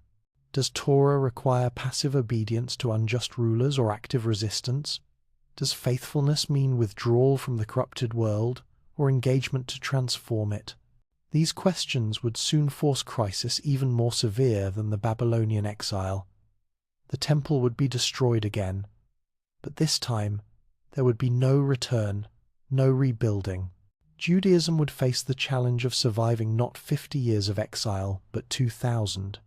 The creative adaptations of the Persian and Greek periods had prepared the way, but the test was still to come. The Torah, text and interpretation together, would have to prove sufficient for the long centuries ahead. The 1st century of the Common Era was a time of extraordinary religious ferment in Judea. The temple still stood, magnificent on its mount, its daily sacrifices maintaining the rhythm established centuries before. But around it swirled competing visions of what it meant to be faithful to Torah, what Judaism should become, how the people should respond to Roman occupation, and to the challenges of their time. The Pharisees had developed something remarkable, a system of interpretation that made Torah accessible and applicable to ordinary people in their daily lives. They were not priests, though some were. They were teachers, rabbis, though that title was just beginning to acquire its technical meaning. Their authority came not from hereditary privilege but from learning, from mastery of both written and oral Torah. Consider what they had created, an entire parallel tradition of interpretation, passed from teacher to student, elaborating on the written text, filling in details, extending principles to new situations. They called it the oral Torah, and they believed it carried the same authority as the written text. When God gave Moses the tablets at Sinai, they taught Moses also received oral explanations. These had been transmitted faithfully through the generations, from Moses to Joshua, from Joshua to the elders, from the elders to the prophets, from the prophets to the men of the great assembly, from them to the early Pharisaic teachers. Whether this historical claim was literally accurate matters less than what it represented: a commitment to living Torah, to interpretation that adapted ancient texts to present need while maintaining continuity with the past. The Pharisees were neither fundamentalists frozen in literalism nor liberals abandoning tradition. They were engaged in something more subtle: creative fidelity. Their interpretive methods were sophisticated. 7 principles of interpretation, attributed to Hillel, one of the great early teachers, showed the logical rigor they applied. Inference from minor to major. If Torah permits something in a difficult case, surely it permits it in an easier case. Inference by analogy. Similar cases should be treated similarly. Constructing a general principle from specific cases. These were not arbitrary but reflected careful reasoning about how to apply ancient law to contemporary life. The debates between the schools of Hillel and Shammai became legendary. These two teachers, near contemporaries in the generation before the temple's destruction, founded interpretive traditions that disagreed on hundreds of specific legal questions. Usually, Shammai's school took the stricter position, Hillel's the more lenient. The debates were preserved not just to record who was right, but to show that multiple positions could coexist. That argument itself was sacred when conducted with proper intention. A famous story captures their different temperaments. A potential convert approached Shammai and asked to be taught the entire Torah while standing on one foot. Shammai, offended by the frivolous request, drove him away. The same person approached Hillel with the same request. Hillel replied, "What is hateful to you do not do to your neighbor. This is the whole Torah. The rest is commentary. Now go and study." Hillel's answer was brilliant. He summarized Torah's ethical core while acknowledging that this summary was just the beginning, not the end. The convert must still study the commentary, the detailed elaboration, the specific applications. The principle was simple. Living it was complex. But the principle was accessible, universal, profoundly humane. The synagogue had become central to Jewish life in this period. Every town of any size had one. Jerusalem itself had hundreds.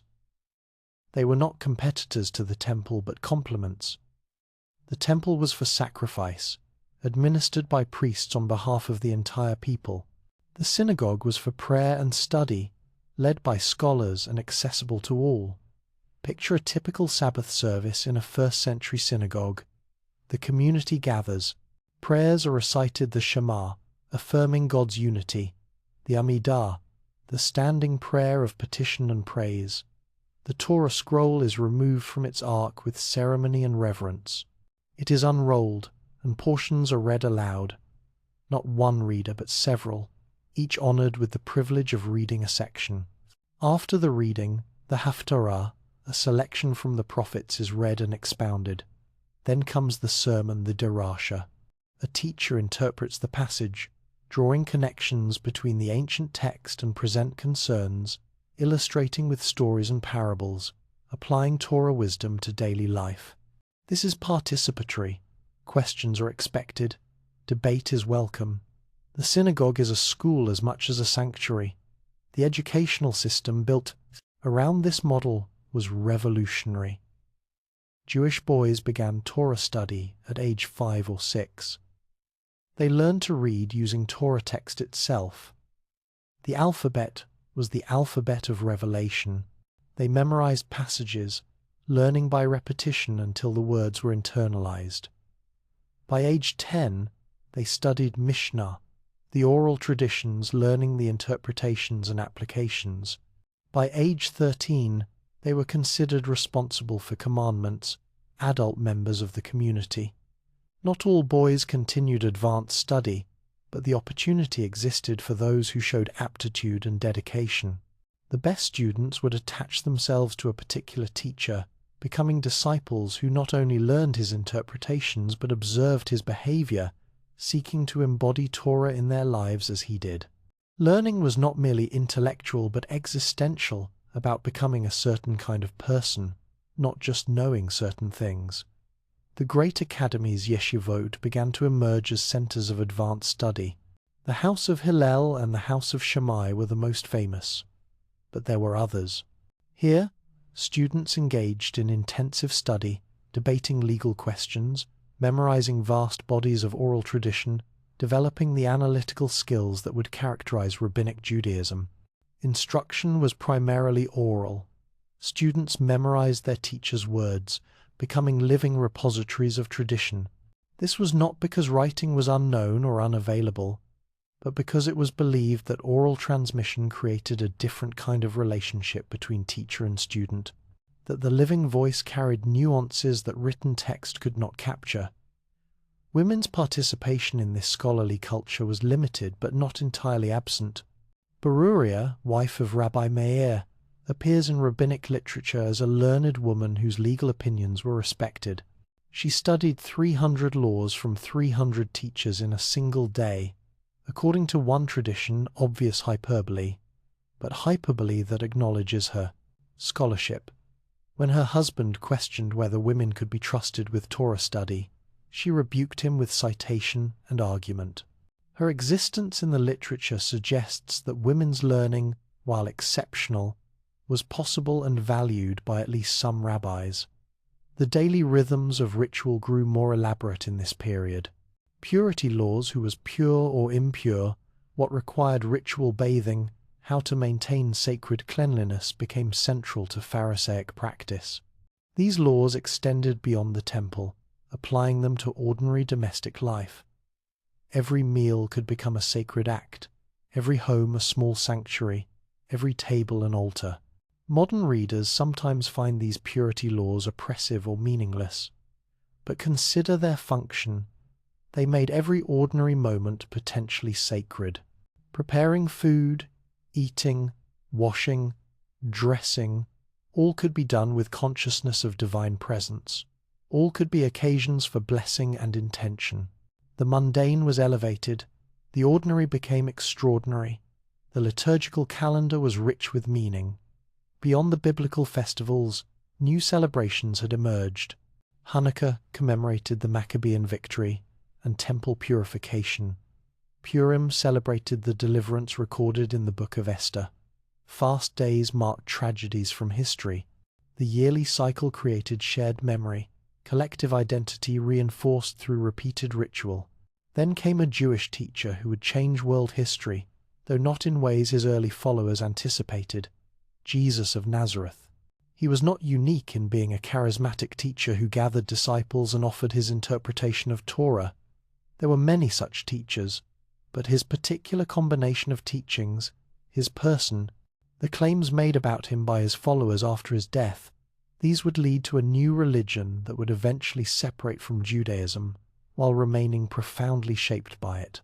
Jesus' own teachings were thoroughly Jewish. Love God and love your neighbor, this summarized. Torah, in a way Hillel would have recognized. His criticisms of empty ritual echoed the prophets. His parables used rabbinic methods of storytelling to convey Torah truths. His conflicts with other teachers were the kinds of debates that characterized Jewish scholarship. But his followers came to believe something unprecedented, that he was the Messiah, the anointed one who would restore Israel, that he had been resurrected after crucifixion, that through him God's promises were being fulfilled in unexpected ways. As this movement spread, first among Jews and then among Gentiles, questions arose that would force permanent division. Must Gentile believers keep Torah law? Must they be circumcised? Keep dietary laws? Observe Sabbath? Paul of Tarsus, himself a Pharisee before his conversion to the Jesus movement, argued forcefully that Gentile believers need not keep these laws. Faith in Christ, not Torah observance, was the path to right relationship with God. For Paul, Torah had served its purpose. It had revealed sin, prepared for the Messiah. Now that the Messiah had come, Torah's binding authority had ended. For Jews who did not accept these claims about Jesus, this was radical departure from everything Torah taught. The covenant was eternal, the commandments were perpetually binding, and no person, however righteous or inspired, could abrogate what God had commanded. The Jesus movement, especially as it spread among Gentiles and moved away from Torah observance, became something other than Judaism, a new religion sharing Jewish roots, but taking a fundamentally different path. The separation was gradual and painful. Jewish Christians, believers in Jesus who continued to observe Torah, found themselves caught between two communities, accepted by neither. Eventually, they disappeared from history, their position too complicated to sustain. Christianity became predominantly Gentile, increasingly defined in opposition to Judaism, while Judaism continued its development independent of Christianity, though always aware of this daughter religion that had emerged from its tradition. But the greatest crisis was still ahead. In 66 of the Common Era, Jewish revolt against Rome erupted. The causes were multiple: religious insensitivity, economic exploitation, incompetent governors, zealot movements seeking independence. The revolt began with success, but Rome was the dominant military power of the age. The response was overwhelming force. In 70 of the Common Era, after a brutal siege, Jerusalem fell. The temple was burned. Hundreds of thousands died. The city was destroyed. Survivors were enslaved or fled. The disaster was total. For Judaism, this was catastrophe beyond measure. The temple was not merely a building, but the center of religious life. How do you maintain Judaism without sacrifices, without a priesthood functioning in its sacred role, without the physical structure that had mediated between heaven and earth? One teacher had foreseen the challenge and prepared an answer. Yochanan ben Zakkai. According to tradition, he smuggled himself out of besieged Jerusalem in a coffin, pretended to be dead to get through the lines. He went to the Roman general and asked for one thing: permission to establish an academy at Yavne, a small town near the coast. His request was granted, and at Yavne a revolution occurred, the reconstruction of Judaism entirely around Torah, study and rabbinic authority, with no dependence on temple or sacrifice. Ben Zakkai and his colleagues made crucial decisions. Prayer would completely replace sacrifice. The synagogue would serve all the functions the temple had served. Rabbis, teachers of Torah, experts in law and tradition, would become the religious authorities, replacing priests whose role had depended on the temple. Study itself would be the highest form of worship. They established a calendar determining feast days without temple authorities. They standardized liturgy, creating fixed prayers that would be recited by all Jews everywhere. They began the work of organizing the vast oral tradition into systematic form, so it would not be lost. The Rabbinic Academy became the new center. Students gathered, masters taught, debates raged. Every area of law, civil, criminal, ritual, ethical, was analyzed exhaustively. Questions that seemed hypothetical were debated rigorously, because the process of reasoning about Torah was itself sacred, regardless of whether the specific case would ever arise. The method was casuistic reasoning from case to case, building up a body of precedent and principle. What if a person vowed to avoid benefit from his neighbor, but that neighbor owned the only well in town? Could he drink the water? What if an animal fell into a pit on the Sabbath? Could you rescue it? Or did that violate Sabbath law against work? What if you found a lost object? What obligation did you have to return it? To whom? What if the owner was unknown? These questions and thousands like them filled the discussions. They might seem trivial, but they represented something profound, the conviction that every detail of life mattered to God, that Torah provided guidance for every situation, that law could be rational and systematic while remaining sacred. The work of systematizing the oral tradition culminated in the Mishnah, edited by Rabbi Judah the Prince around 200 of the Common Era. The Mishnah organized centuries of oral teaching into 6 orders, dealing with agriculture, festivals, family law, civil and criminal law, temple service, and purity. It was still primarily oral, meant to be memorized, but now it had structure, organization, and accessibility. The Mishnah became the new center of study, but it was not the end of interpretation. The Mishnah itself required explanation, application, analysis. Generations of rabbis would debate its meaning, creating yet another layer of interpretation, the Gemara. Together, Mishnah and Gemara would form the Talmud, the most important text in Rabbinic Judaism after the Torah itself. The academies of this period produced teachers whose names would be revered through the ages. Rabbi Akiva, who found meaning in every letter of Torah, who died as a martyr during the Bar Kokhba revolt, reciting the Shema as Romans tortured him. Rabbi Meir, whose brilliance was legendary. Rabbi Judah, the editor of the Mishnah. Each contributed to the vast project of preserving and elaborating Torah tradition. Women appear in these rabbinic sources occasionally, usually in subordinate roles, but sometimes as actors in their own right. Mothers teaching sons, wives of scholars supporting their husbands' studies, occasionally women themselves engaging in legal discussions.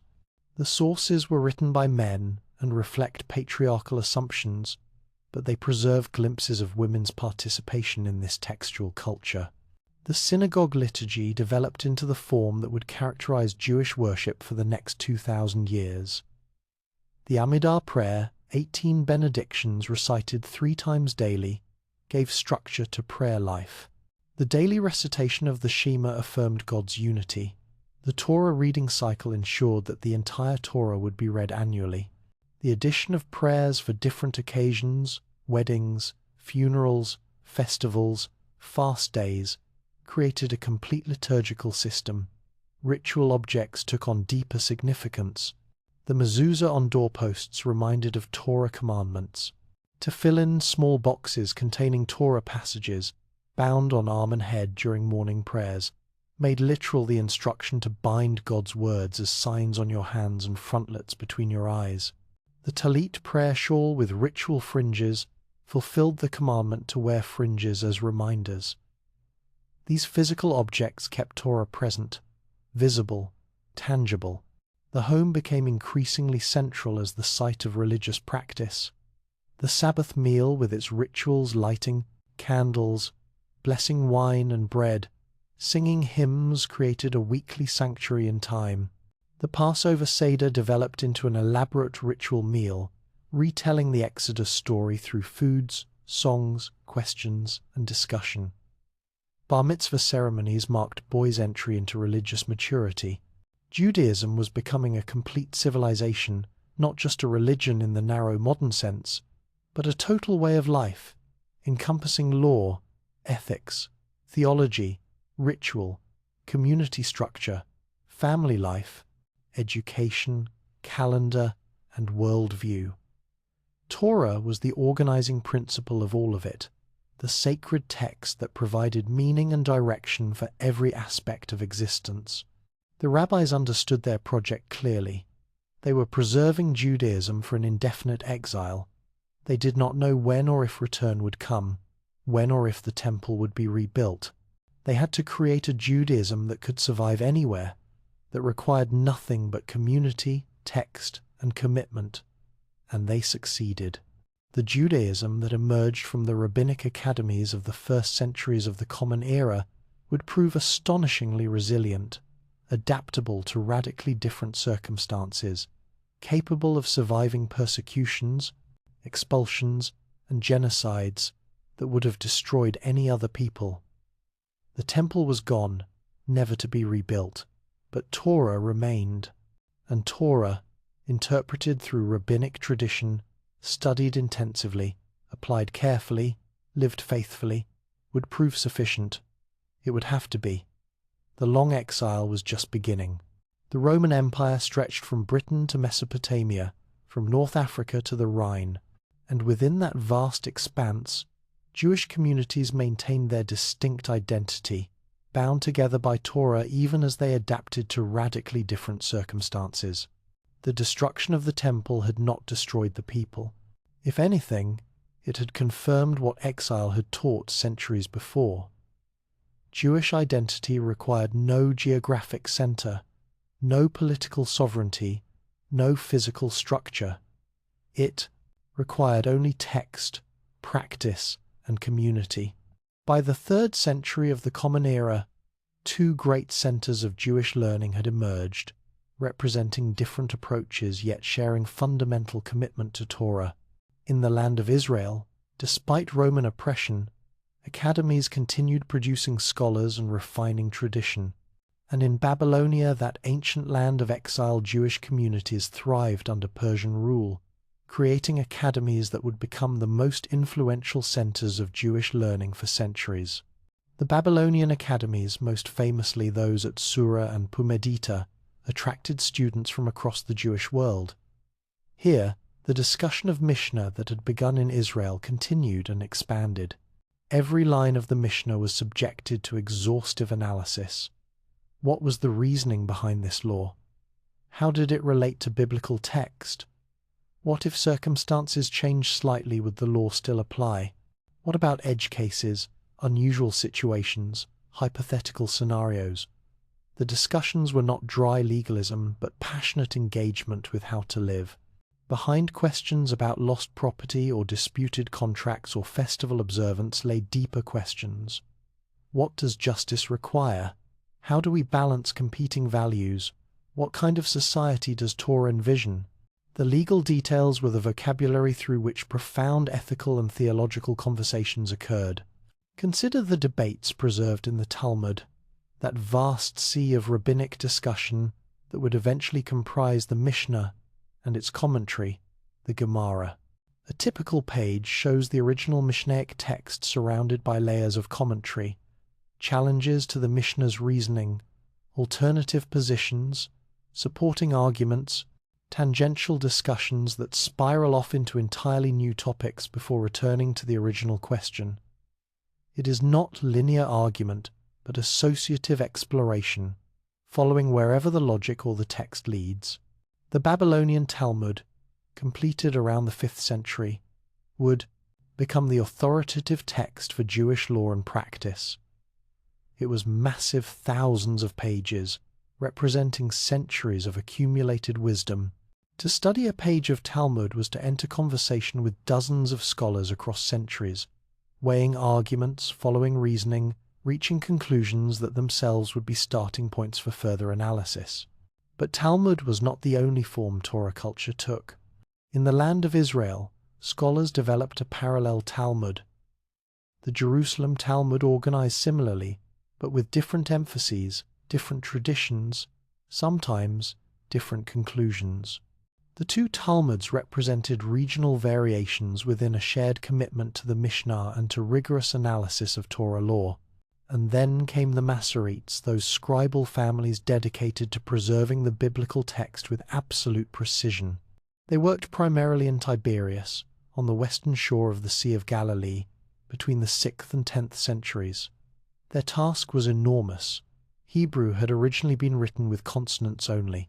Readers had to supply vowels based on context and tradition. But as Hebrew ceased being a spoken language for most Jews, that contextual knowledge was at risk of being lost. The Masoretes created a system of vowel points, small marks placed above and below the consonantal text to preserve the traditional pronunciation. They added cantillation marks showing how the text should be chanted publicly. They noted unusual spellings, counted words and letters, created elaborate systems to ensure scribal accuracy. The word Masorah itself means tradition, and these scholars were guardians of that tradition in its most fundamental form, the text itself. Their work created remarkable textual stability. Modern Torah scrolls, when compared to ancient manuscripts found among the Dead Sea Scrolls, show astonishing consistency. The Masoretic text became the standard, the authorized version that all communities recognized. Meanwhile, in the Islamic, the world that emerged in the 7th century, Jewish communities found themselves navigating yet another cultural context. The Arab conquests brought Jewish communities under Muslim rule from Spain to Persia, and here something unexpected happened. A golden age of Jewish culture, particularly in Muslim Spain. Córdoba, Granada, Toledo. These cities became centers of Jewish learning and creativity that rivaled anything that had come before. Jewish scholars studied in Arabic, mastering Islamic philosophy, science, medicine, poetry. But they applied these tools to Jewish concerns, creating syntheses that enriched both traditions. Moses Maimonides, Moshe ben Maimon, known by his acronym Rambam, was perhaps the greatest exemplar of this synthesis. Born in Córdoba in 1135, forced to flee persecution, he eventually settled in Egypt, where he served as physician to the Sultan while producing works that would shape Jewish thought for centuries.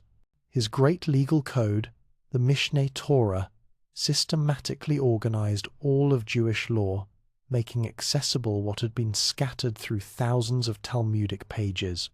His philosophical masterwork, The Guide for the Perplexed, attempted to reconcile Aristotelian philosophy with Torah, showing that reason and revelation were not opposed, but complementary paths to truth.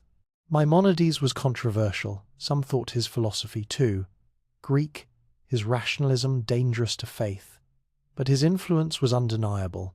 He showed that Torah could engage the highest intellectual traditions of the age, that being a serious Jew did not require intellectual isolation, that one could be fully engaged with surrounding culture while remaining fully committed to Torah.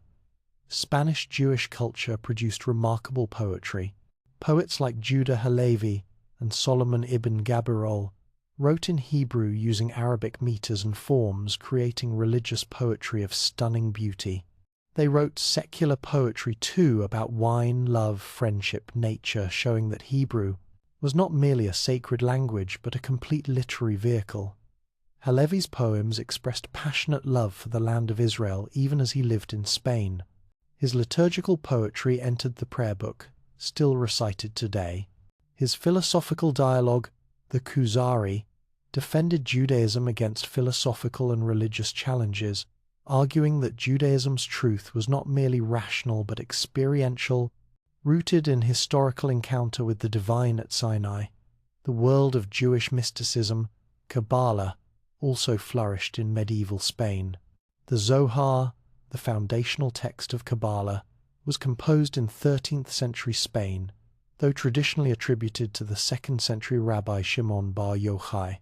It offered mystical interpretation of Torah, seeing in the text multiple layers of meaning, literal, allegorical, homiletical, and secret. Kabbalistic thought understood Torah as much more than law or history. It was the blueprint of creation, the expression of divine reality, a living organism containing infinite depths. Every letter had meaning, every word concealed mysteries. Through proper study and meditation, one could ascend through spiritual levels, approaching the divine reality that underlay all existence. This was not meant to replace legal and ethical Torah study, but to complement it, showing that rationalist and mystical approaches could coexist. Some scholars studied Talmud and Maimonides by day and Kabbalah by night, seeing no contradiction between legal reasoning and mystical contemplation. But Spanish Jewish glory was temporary. In 1392, Ferdinand and Isabella issued the Alhambra Decree, expelling all Jews from Spain. The reasons were religious, political, economic, a toxic combination of Christian triumphalism, desire for religious uniformity, and greed for Jewish wealth. Thousands of Jews faced an impossible choice: convert to Christianity or leave. Many left, dispersed across the Mediterranean. Some went to North Africa, some to the Ottoman Empire, some to the Netherlands. They carried with them Spanish Jewish traditions, language Ladino, a Judeo-Spanish dialect, liturgy, music, cuisine, culture. They became the Sephardim, the Spanish exiles, maintaining distinct identity even as they settled in new lands. Those who converted rather than leave faced different challenges. Many of these conversos, called Marranos, a derogatory term meaning swine, maintained Jewish practice secretly, at enormous risk. They lit Sabbath candles in hidden rooms, kept kosher in secret, whispered Hebrew prayers. The Spanish Inquisition hunted them ruthlessly, torturing suspects, burning heretics at the stake. The trauma of this period scarred Sephardic memory permanently. Meanwhile, in northern and eastern Europe, a different Jewish culture was developing: Ashkenazi Judaism. The term comes from Ashkenaz, the medieval Hebrew name for Germany. Jewish communities in the Rhineland-Mainz, Worms, Speyer had ancient roots. Here too, academies flourished, scholars debated, Torah culture thrived, but European Jewish life was punctuated by violence. The First Crusade in 1096 brought massacres of Rhineland Jewish communities. Crusaders, whipped into religious fervor, attacked Jews en route to fighting Muslims in the Holy Land. Entire communities were destroyed, martyrs dying with the Shema on their lips. The accusations multiplied. Jews murdered Christian children for ritual purposes, the blood libel. Jews poisoned wells, causing the Black Death absurd, since Jews died of plague at the same rates as Christians. Jews desecrated the communion host. Each accusation led to expulsions, forced conversions, murders.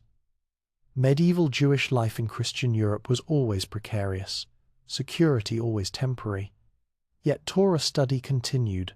The great commentator Rashi Rabbi Solomon ben Isaac of Troyes, France, living in the 11th century, produced a commentary on Torah and Talmud that became indispensable. His explanations were clear, accessible, drawing on both linguistic analysis and rabbinic tradition. Every Jewish student learned Rashi, and most Talmud editions printed his commentary alongside the text. His grandsons and their students, the Tosafists, developed Rashi's work further, creating a dialectical method of Talmud study that characterized Ashkenazi scholarship. They raised questions, noted contradictions, harmonized diverse sources through sophisticated reasoning. Their editions, Tosafot, also became standard in printed Talmud editions, representing the cumulative wisdom of generations of scholars. As violence and expulsion drove Jews eastward, they settled in Poland and Lithuania, which offered relative tolerance. Here, Ashkenazi Jewish culture reached its full flowering. Towns became predominantly Jewish. Yiddish, a fusion of German, Hebrew, Aramaic, and Slavic languages, became the vernacular. Entire economic and social structures developed: Jewish merchants, craftsmen, innkeepers, moneylenders, each role finding its place in the economic ecosystem. And there were scholars, so many scholars. The Council of the Four Lands organized Eastern European Jewish life, coordinating responses to external threats and internal disputes. Yeshivot multiplied, each with its own traditions and emphases. Young men studied Talmud for years, supported by their communities and their wives' labor, dedicating themselves entirely to Torah learning. The method of study was distinctive. Chavrusa, pairs of students engaged in intense verbal debate over Talmudic passages. Back and forth they would argue, challenging each other's reasoning, refining understanding through confrontation. The noise of a study hall filled with shavrusas was tremendous.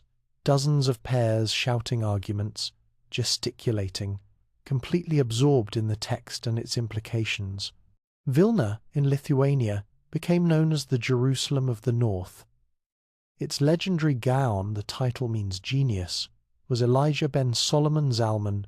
Living in the 18th century, he mastered not only all of Torah and Talmud, but mathematics, astronomy, grammar, geography. He corrected textual errors in Talmud through brilliant reasoning, produced commentaries on multiple works, advocated for rationalist approach to study. But even as the Vilna Gaon represented intellectual rigor, a different movement was emerging, Hasidism. Founded by the Baal Shem Tov master of the good name in 18th century Poland, Hasidism emphasized emotional connection to God over intellectual achievement. Torah study was important, yes, but prayer, joy, and devotion were paths to the divine available to all, not just a scholarly elite. Hasidism told stories rather than making arguments. The founders' teachings were preserved in tales that showed how everyday actions could be sacred, how simple faith could be more pleasing to God than complex reasoning, how dancing and singing could express religious devotion as validly as studying. The movement was controversial. The Vilna Gaon opposed it vehemently, fearing it undermined serious Torah study. Excommunications were issued, sharp words exchanged. But Hasidism spread anyway, particularly among the poor and less educated, offering them access to spirituality that scholarly culture had seemed to deny. Eventually a synthesis emerged. Hasidic dynasties developed their own scholarly traditions, their Rebbe's spiritual leaders combining mystical insight with Talmudic expertise. Different courts, Lubavitch, Satmar, Breslov, many others, developed distinct customs and emphases, while sharing commitment to Torah and to Hasidic spirituality. Throughout all these developments, across all these geographic dispersions, certain common practices united Jewish communities everywhere. A child's first day of Torah study was sweetened by coating the Hebrew letters with honey, so learning would be associated with pleasure. The bar mitzvah, at age 13, marked a boy's entry into religious obligation, often celebrated by having him read from the Torah in synagogue. Weddings followed Torah law and rabbinic elaboration, the ketubah marriage contract specifying the husband's obligations, the chuppah wedding canopy symbolizing the new home, the breaking of a glass recalling the temple's destruction, even at moments of joy. 7 blessings were recited, connecting this particular couple to all of Jewish history, to creation itself. The yearly cycle of Torah reading created shared experience across the Jewish world. Every Sabbath, Jews everywhere read the same portion. In Spain and Poland, in Yemen and Iraq, in North Africa and Amsterdam, the same passages were being chanted, studied, discussed. Regional customs varied, pronunciation differed. Melodies were distinct, interpretive traditions emphasized different aspects, but the text was the same. The Torah scroll itself was treated with extraordinary reverence. Written on parchment by trained scribes, using special ink and quills, following elaborate rules if even one letter was improperly formed, the entire scroll was invalid. When a scroll became too worn for use, it could not be simply discarded but must be buried, like a deceased person, in a genizah, a storage place for sacred texts. The Cairo genizah, discovered in the late 19th century, yielded hundreds of thousands of fragments, letters, contracts, poems, and religious texts, providing an extraordinary window into medieval Jewish life. Because anything containing God's name could not be destroyed, everything ended up in the genizah, creating an accidental archive of daily life alongside sacred literature. Jewish communities in Muslim lands developed their own distinct traditions. Yemenite Jews, isolated for centuries, preserved ancient liturgical traditions and pronunciation. Iraqi Jews maintained academies that traced their lineage to Babylonian Talmud times. Persian Jews spoke Judeo-Persian, wrote Hebrew with Persian script, adapted to Persian cultural context while maintaining Jewish identity.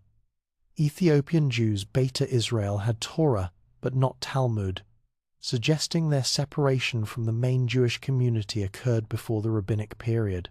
They kept Torah law with exceptional strictness, but knew nothing of rabbinic elaborations. Their discovery by other Jews in modern times raised fascinating questions about the boundaries of Jewish identity and the role of Torah in defining those boundaries.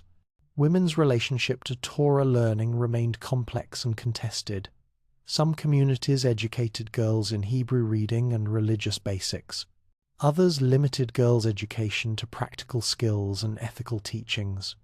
Women were generally excluded from advanced Talmud study, though exceptions existed. Yet women were obligated to many Torah commandments, were teachers of their children, and maintained the home as the center of religious practice. Some women found ways to engage Torah culture despite restrictions. They attended sermons, asked questions of rabbis, read Yiddish translations of religious texts. Gluckel of Hameln, a 17th-century German Jewish woman, wrote memoirs in Yiddish that show sophisticated engagement with Jewish sources and deep religious commitment. She managed businesses, raised children, and maintained Torah-observant household, embodying practical piety even without formal scholarly training. Through all the diversity, geographic, linguistic, cultural, Torah remained the center. Communities separated by thousands of miles, unable to communicate, developing in different directions, nonetheless recognized each other as part of the same people because they studied the same text, followed the same laws, told the same stories. The portability of Torah culture meant that when persecution came, and it came repeatedly, Jews could flee, rebuild, continue. Spanish exiles in Amsterdam created new communities. German Jews expelled from one city found refuge in another. Eastern European Jews migrating westward brought their traditions with them. The very fact that Jewish culture was not tied to any particular place meant it could exist in every place. The same Torah studied in ancient Babylon was studied in medieval Spain, in early modern Poland, in North Africa, in Yemen. The words Moses had spoken at Sinai continued to echo in every language Jews adopted, in every land where they settled. And always there were martyrs. Jews who died rather than convert, rather than violate Torah, rather than abandon their people. The Crusade massacres, the Spanish Inquisition, the Chmielnicki pogroms in 17th century Ukraine. Each tragedy was mourned, commemorated, incorporated into collective memory. The martyrs were not failures but heroes, testimonies to the power of commitment, to the willingness to die for what one believed. Yet alongside tragedy, there was also resilience, creativity, and joy. Jews celebrated Purim with costumes and wine and raucous revelry. They danced at weddings until dawn. They gathered for Sabbath meals, singing hymns, sharing food, experiencing the weekly taste of paradise that Sabbath was supposed to provide. They found meaning in ritual, comfort in community, purpose in study. Torah was not burden but gift. Its commandments were not restrictions but structure, not limitations but guidance for how to live well. The yoke of commandments, a phrase the rabbis used, was yoke in the sense that oxen wear a yoke, not to enslave them but to enable them to pull effectively, to accomplish together what they could not accomplish alone. As the modern era approached, Jewish communities across the world were still organized around Torah. Their diversity was real. Spanish and German and Polish Jews were culturally distinct in many ways, but their unity was equally real, grounded in shared text, shared practice, shared identity maintained across centuries and continents through commitment to Torah and to each other. The challenges of modernity would test this unity as nothing before had done.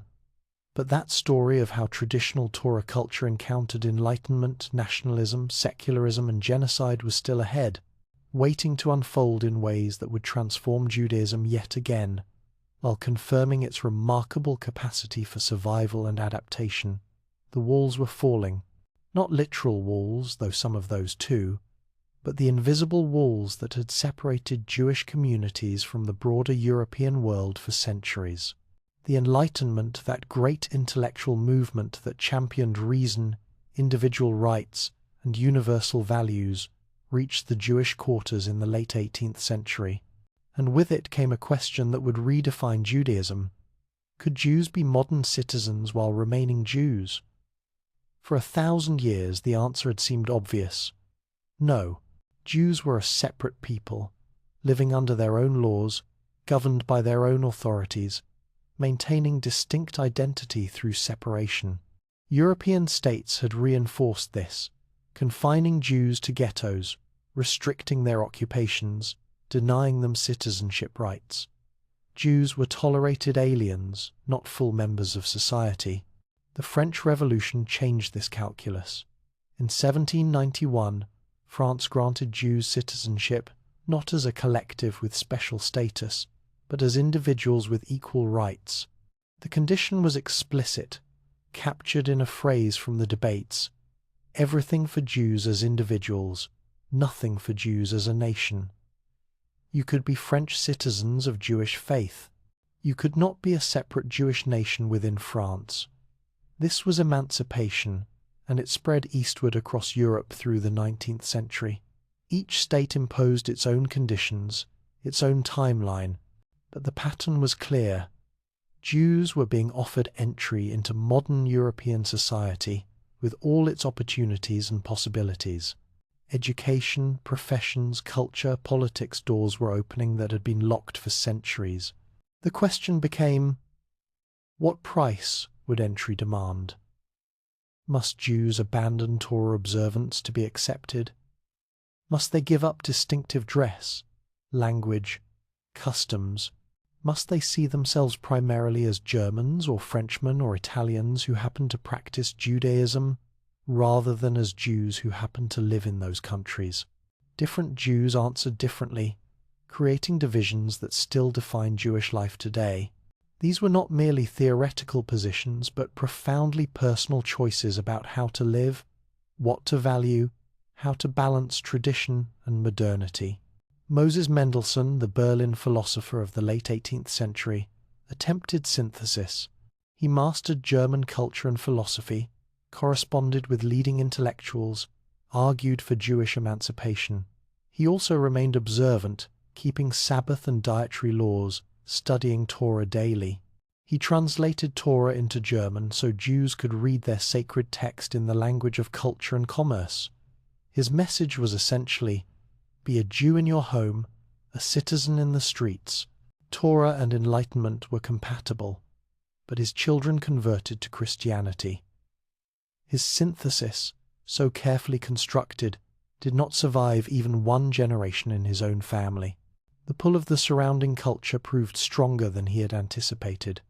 If Torah was compatible with modern culture, why maintain the distinctiveness that invited discrimination? Why accept second-class status when conversion offered full acceptance? The Reform movement emerged in Germany in the early 19th century, arguing that Judaism must change to survive in the modern world. Torah was inspired but not divinely dictated. Its laws were historically conditioned, appropriate for ancient times but not binding in the present. The ethical teachings remained valid, but ritual laws could be modified or abandoned. Judaism's essence was ethical monotheism, not legal observance.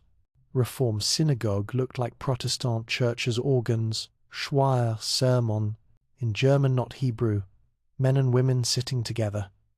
Services were shortened, prayers in the vernacular, references to return to Zion removed. German Jews were Germans, loyal to the state, participants in German culture. Their Jewish identity was religious, not national, a faith, not an ethnicity. The movement spread, eventually becoming dominant in America, but it was controversial, opposed by those who saw in reform not adaptation, but abandonment, not evolution, but capitulation. Torah was eternal, they insisted. Its laws were not suggestions, but commandments. Modernity required accommodation in external matters, but not compromise in fundamental commitments. Orthodox Judaism emerged as self-conscious movement partly in response to reform. The term itself was new previously. There had been simply Judaism, with variations in practice but not in principle. Now, traditionalists needed to define themselves against reformers. They insisted on Torah's divine origin, on the binding nature of law, on the continuing validity of rabbinic authority. But orthodoxy itself divided. Some argued for engagement with modern culture, secular education, alongside religious study, participation in the economy and politics, adaptation in external matters while maintaining observance. Samson Raphael Hirsch in Germany championed this approach.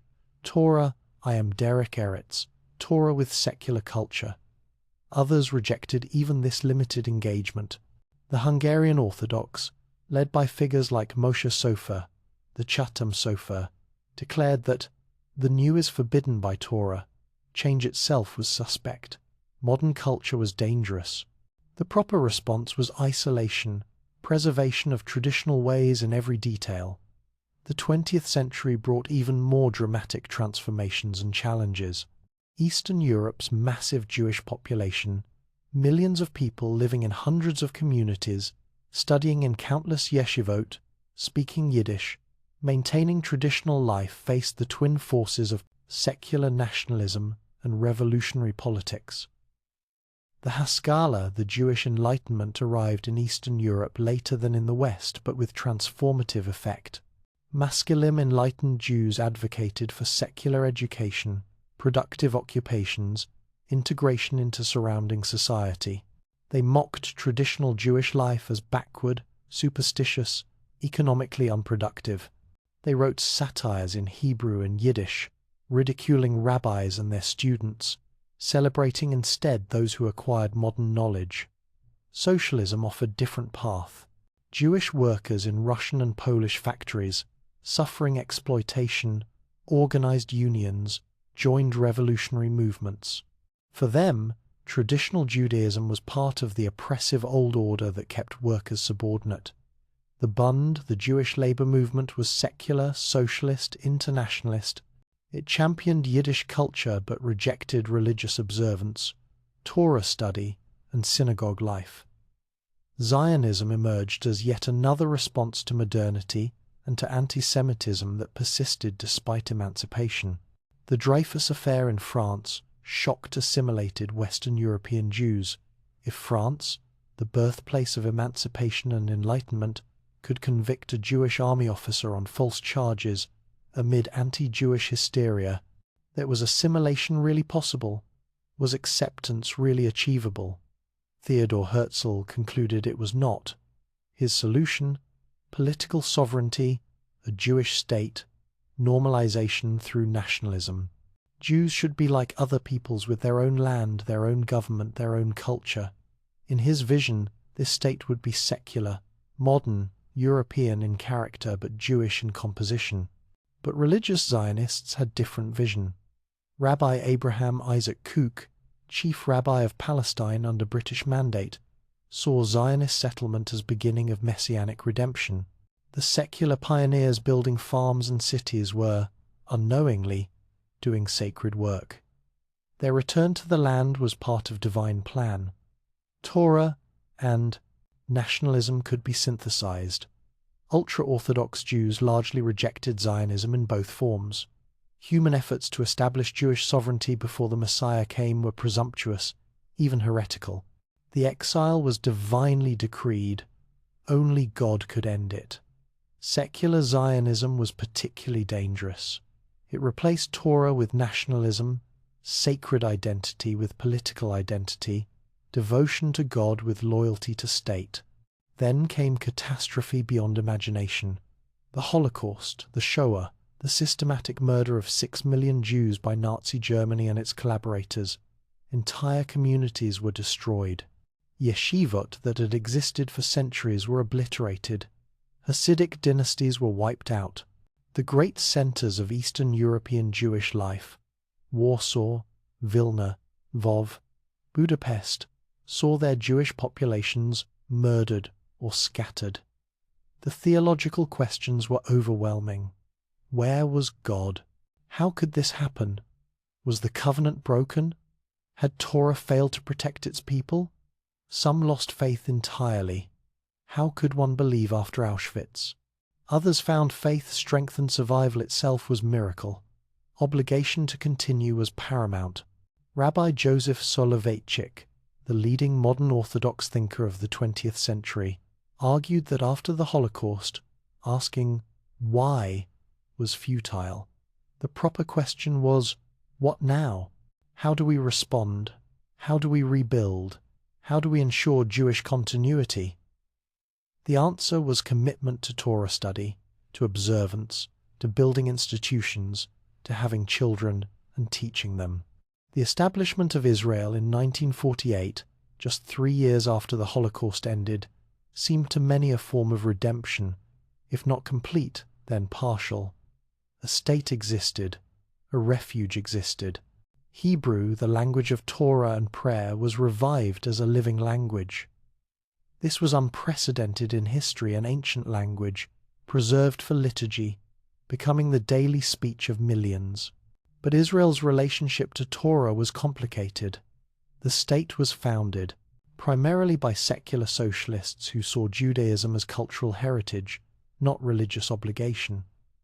David Ben-Gurion, the first prime minister, studied Torah but did not observe it. He valued Jewish culture but rejected religious authority. A compromise was reached, the status quo agreement that gave Orthodox religious authorities control over marriage, divorce, conversion, and kosher certification, while keeping the state itself secular. Sabbath was officially recognized but not fully enforced. Buses did not run on Sabbath in most cities, but private vehicles could. Some municipalities were religious, others secular. This arrangement satisfied no one completely but allowed coexistence. Over time, though, tensions increased. The ultra-Orthodox population grew, with high birth rates and increasing political power. Religious settlers in the West Bank claimed biblical promise justified their presence. Secular Israelis resented religious coercion and religious exemption from military service. Meanwhile, in America, Judaism was undergoing different transformation. America offered unprecedented religious freedom and economic opportunity. Jews prospered, entered universities, joined professions, moved to suburbs. They became American in ways previous generations of immigrants had never become fully European. Reform Judaism flourished, adapting to American context. Synagogues became community centers, social action working for civil rights, economic justice, peace, became central expression of Jewish identity. The prophetic tradition was emphasized over ritual law. Tikkun Olam, repairing the world, became watchword, though the term was being used in new ways, applied to political engagement rather than its original meaning in rabbinic literature. Conservative Judaism emerged as middle path, maintaining more traditional liturgy and practice than reform, while accepting historical development of Jewish law. Torah was divine in some sense, but that did not preclude change. Women could be rabbis, bat mitzvah was equivalent to bar mitzvah, egalitarianism in worship was possible while maintaining commitment to halakha Jewish law. The feminist revolution transformed Judaism across movements. Women demanded equal access to Torah study, to leadership roles, to ritual participation. Why should only men lead services, read Torah publicly, become rabbis? Where was the theological justification for exclusion? Reform and conservative movements granted ordination to women. Reform in 1972, conservative in 1985. Orthodox Judaism struggled with these demands. Women's Torah study became more accepted, even in traditional circles. Partnership minyanim emerged where women participated in services in ways previously forbidden. But Orthodox feminism faced limits. Most Orthodox authorities would not ordain women or allow them certain ritual roles. Still, change occurred even in Orthodoxy. Women's yeshivot proliferated. Female scholars achieved expertise rivaling male scholars. Women became rabbinic court advocates, Torah teachers, religious authorities within permitted parameters. The landscape was shifting, even if slowly. LGBTQ+ Jews forced different reckoning. Torah explicitly prohibits male homosexual acts. How could gay and lesbian Jews reconcile sexual orientation with religious tradition? Some left Judaism entirely, seeing it as irreconcilable with their identity. Others remained, demanding that Judaism change or at least make space for them. Reform and conservative movements moved toward full inclusion, performing same-sex marriages, ordaining openly gay rabbis, creating welcoming congregations. Orthodox Judaism mostly maintained traditional positions but with increasing pastoral sensitivity, acknowledging that sexual orientation was not choice, that gay Jews deserved compassion even if their relationships could not be sanctioned. The interpretive work was complex. Some argued that Torah's prohibition was historically conditioned, applying to ancient temple prostitution or pederasty, but not to loving committed relationships between equals. Others maintained that the text was clear, but that compassion and human dignity required finding ways to welcome LGBTQ+ individuals, even while maintaining that certain acts were prohibited. Technology transformed Torah study in ways previous generations could not have imagined. The Soncino Talmud complete English translation made these texts accessible to those without years of training. ArtScroll produced entire libraries of traditional Jewish texts with translation and commentary. Now, virtually anyone could study what previously required expert guidance. The Internet revolutionized access further. Entire libraries digitized, lectures by great scholars available to anyone with connection, apps for Talmud study, Torah reading, prayer times, online communities debating interpretation, live-streamed classes connecting students worldwide with teachers in Jerusalem or New York. This democratization had profound effects. Authority became more diffuse. Multiple interpretations proliferated. Traditional gatekeeping weakened.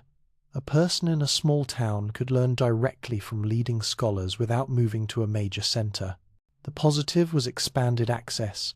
The negative was loss of quality control, confusion about which sources were authoritative.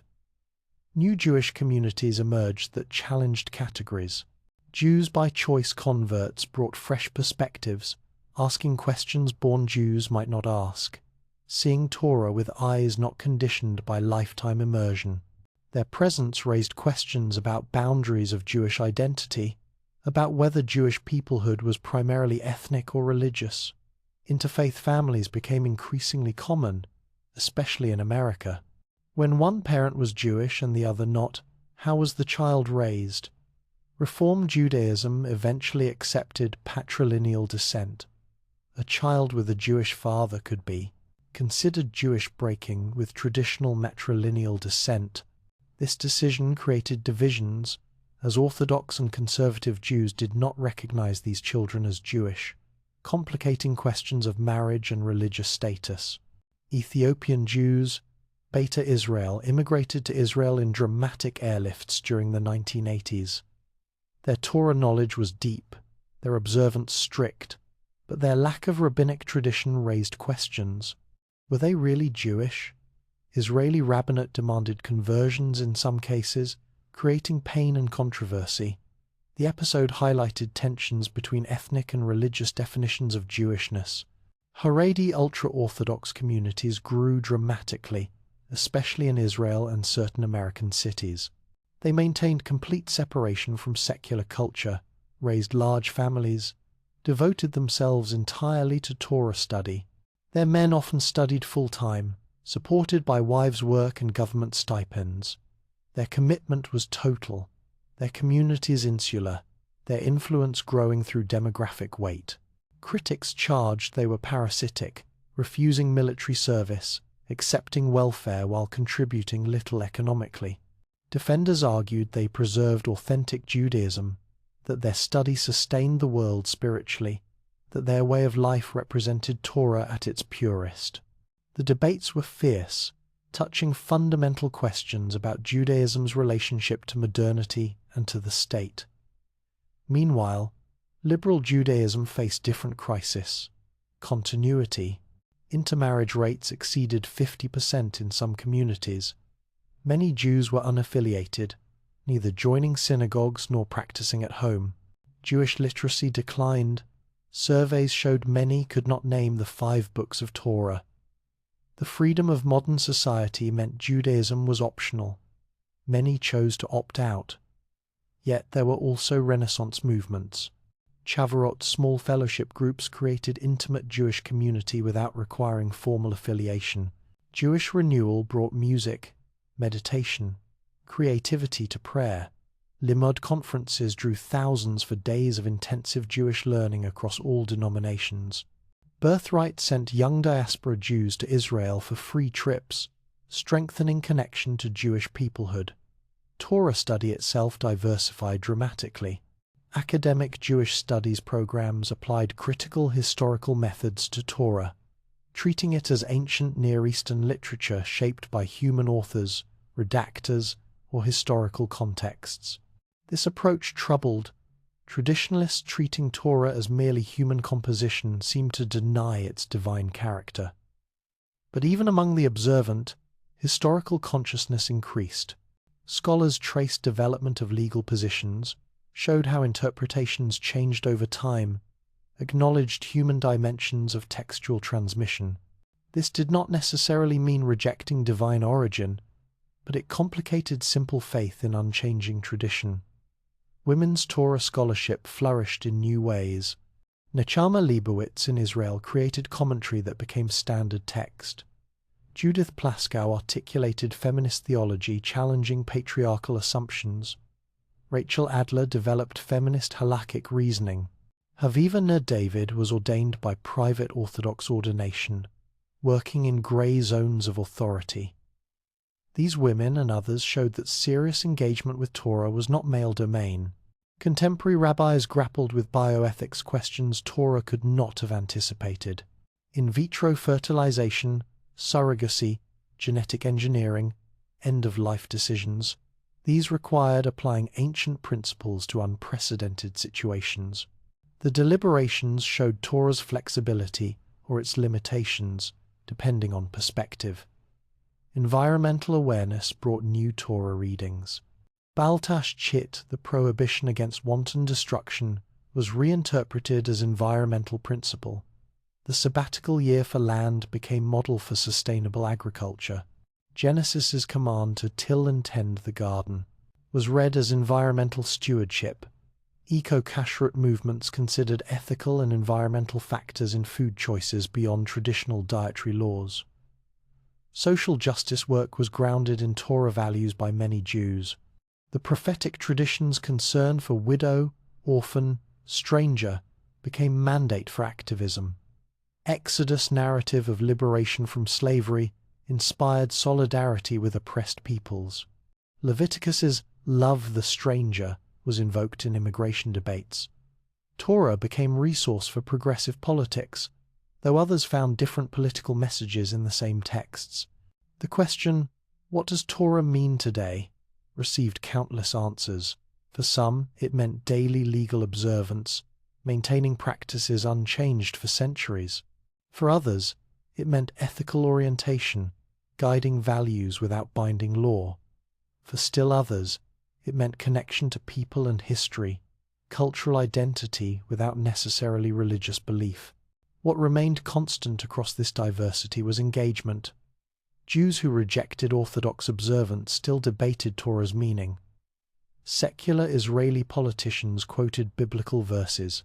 Atheist Jewish scholars studied Talmud. The text retained power even for those who did not accept its divine origin or binding authority. Consider what this means.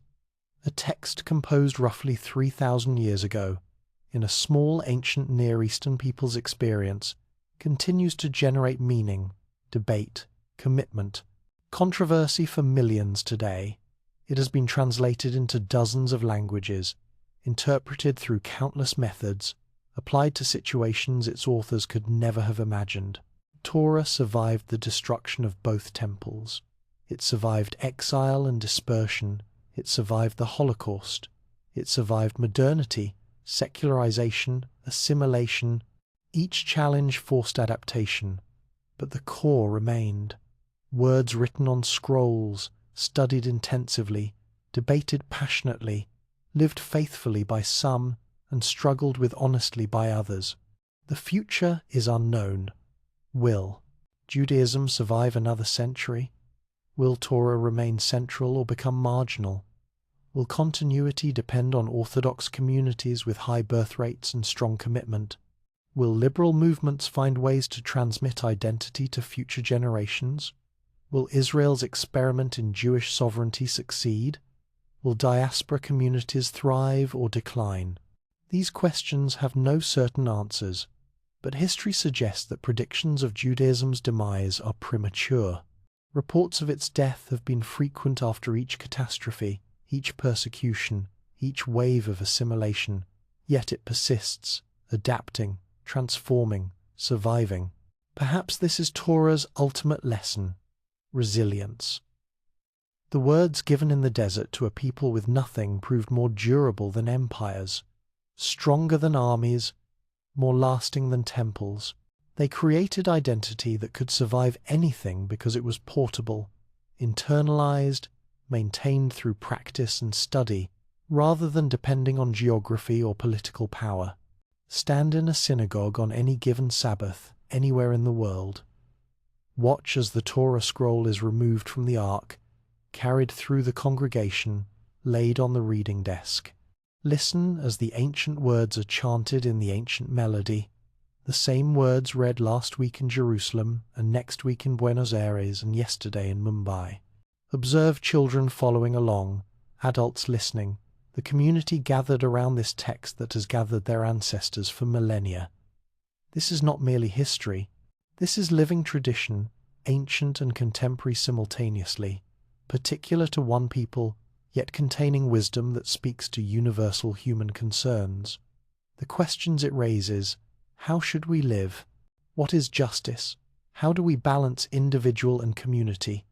What obligations do we bear to the vulnerable? And these remain pressing, urgent, necessary. Torah's journey is not complete. New chapters continue to be written not in the text itself, which is fixed, but in the ongoing interpretation, the continuing conversation between tradition and change, ancient words and present needs.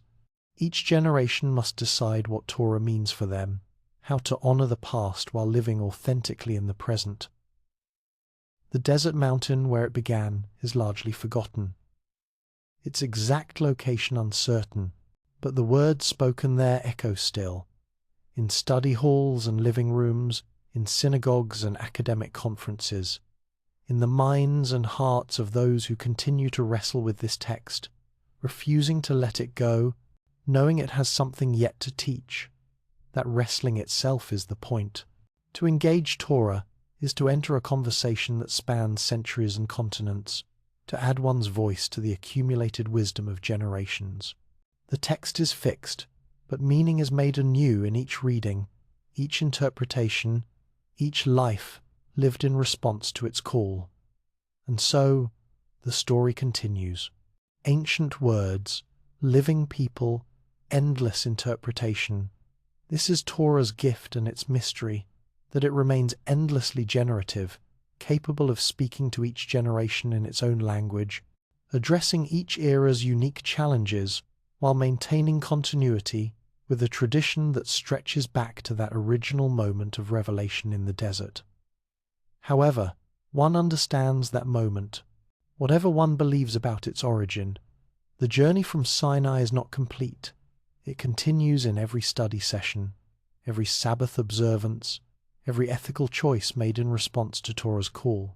The words remain, and so do the people who carry them, and so does the conversation between them, ancient and modern, tradition and innovation, constancy and change. This is how a people survives, not through power or wealth or numbers, but through words, through practice, through memory maintained across generations, through commitment renewed in each age. Torah has ensured Jewish survival for 3 millennia. If the past is any guide, it will continue to do so, adapting to circumstances we cannot yet imagine, speaking to questions we have not yet learned to ask. The words endure, and so, against all odds and all predictions, does the people who carries them.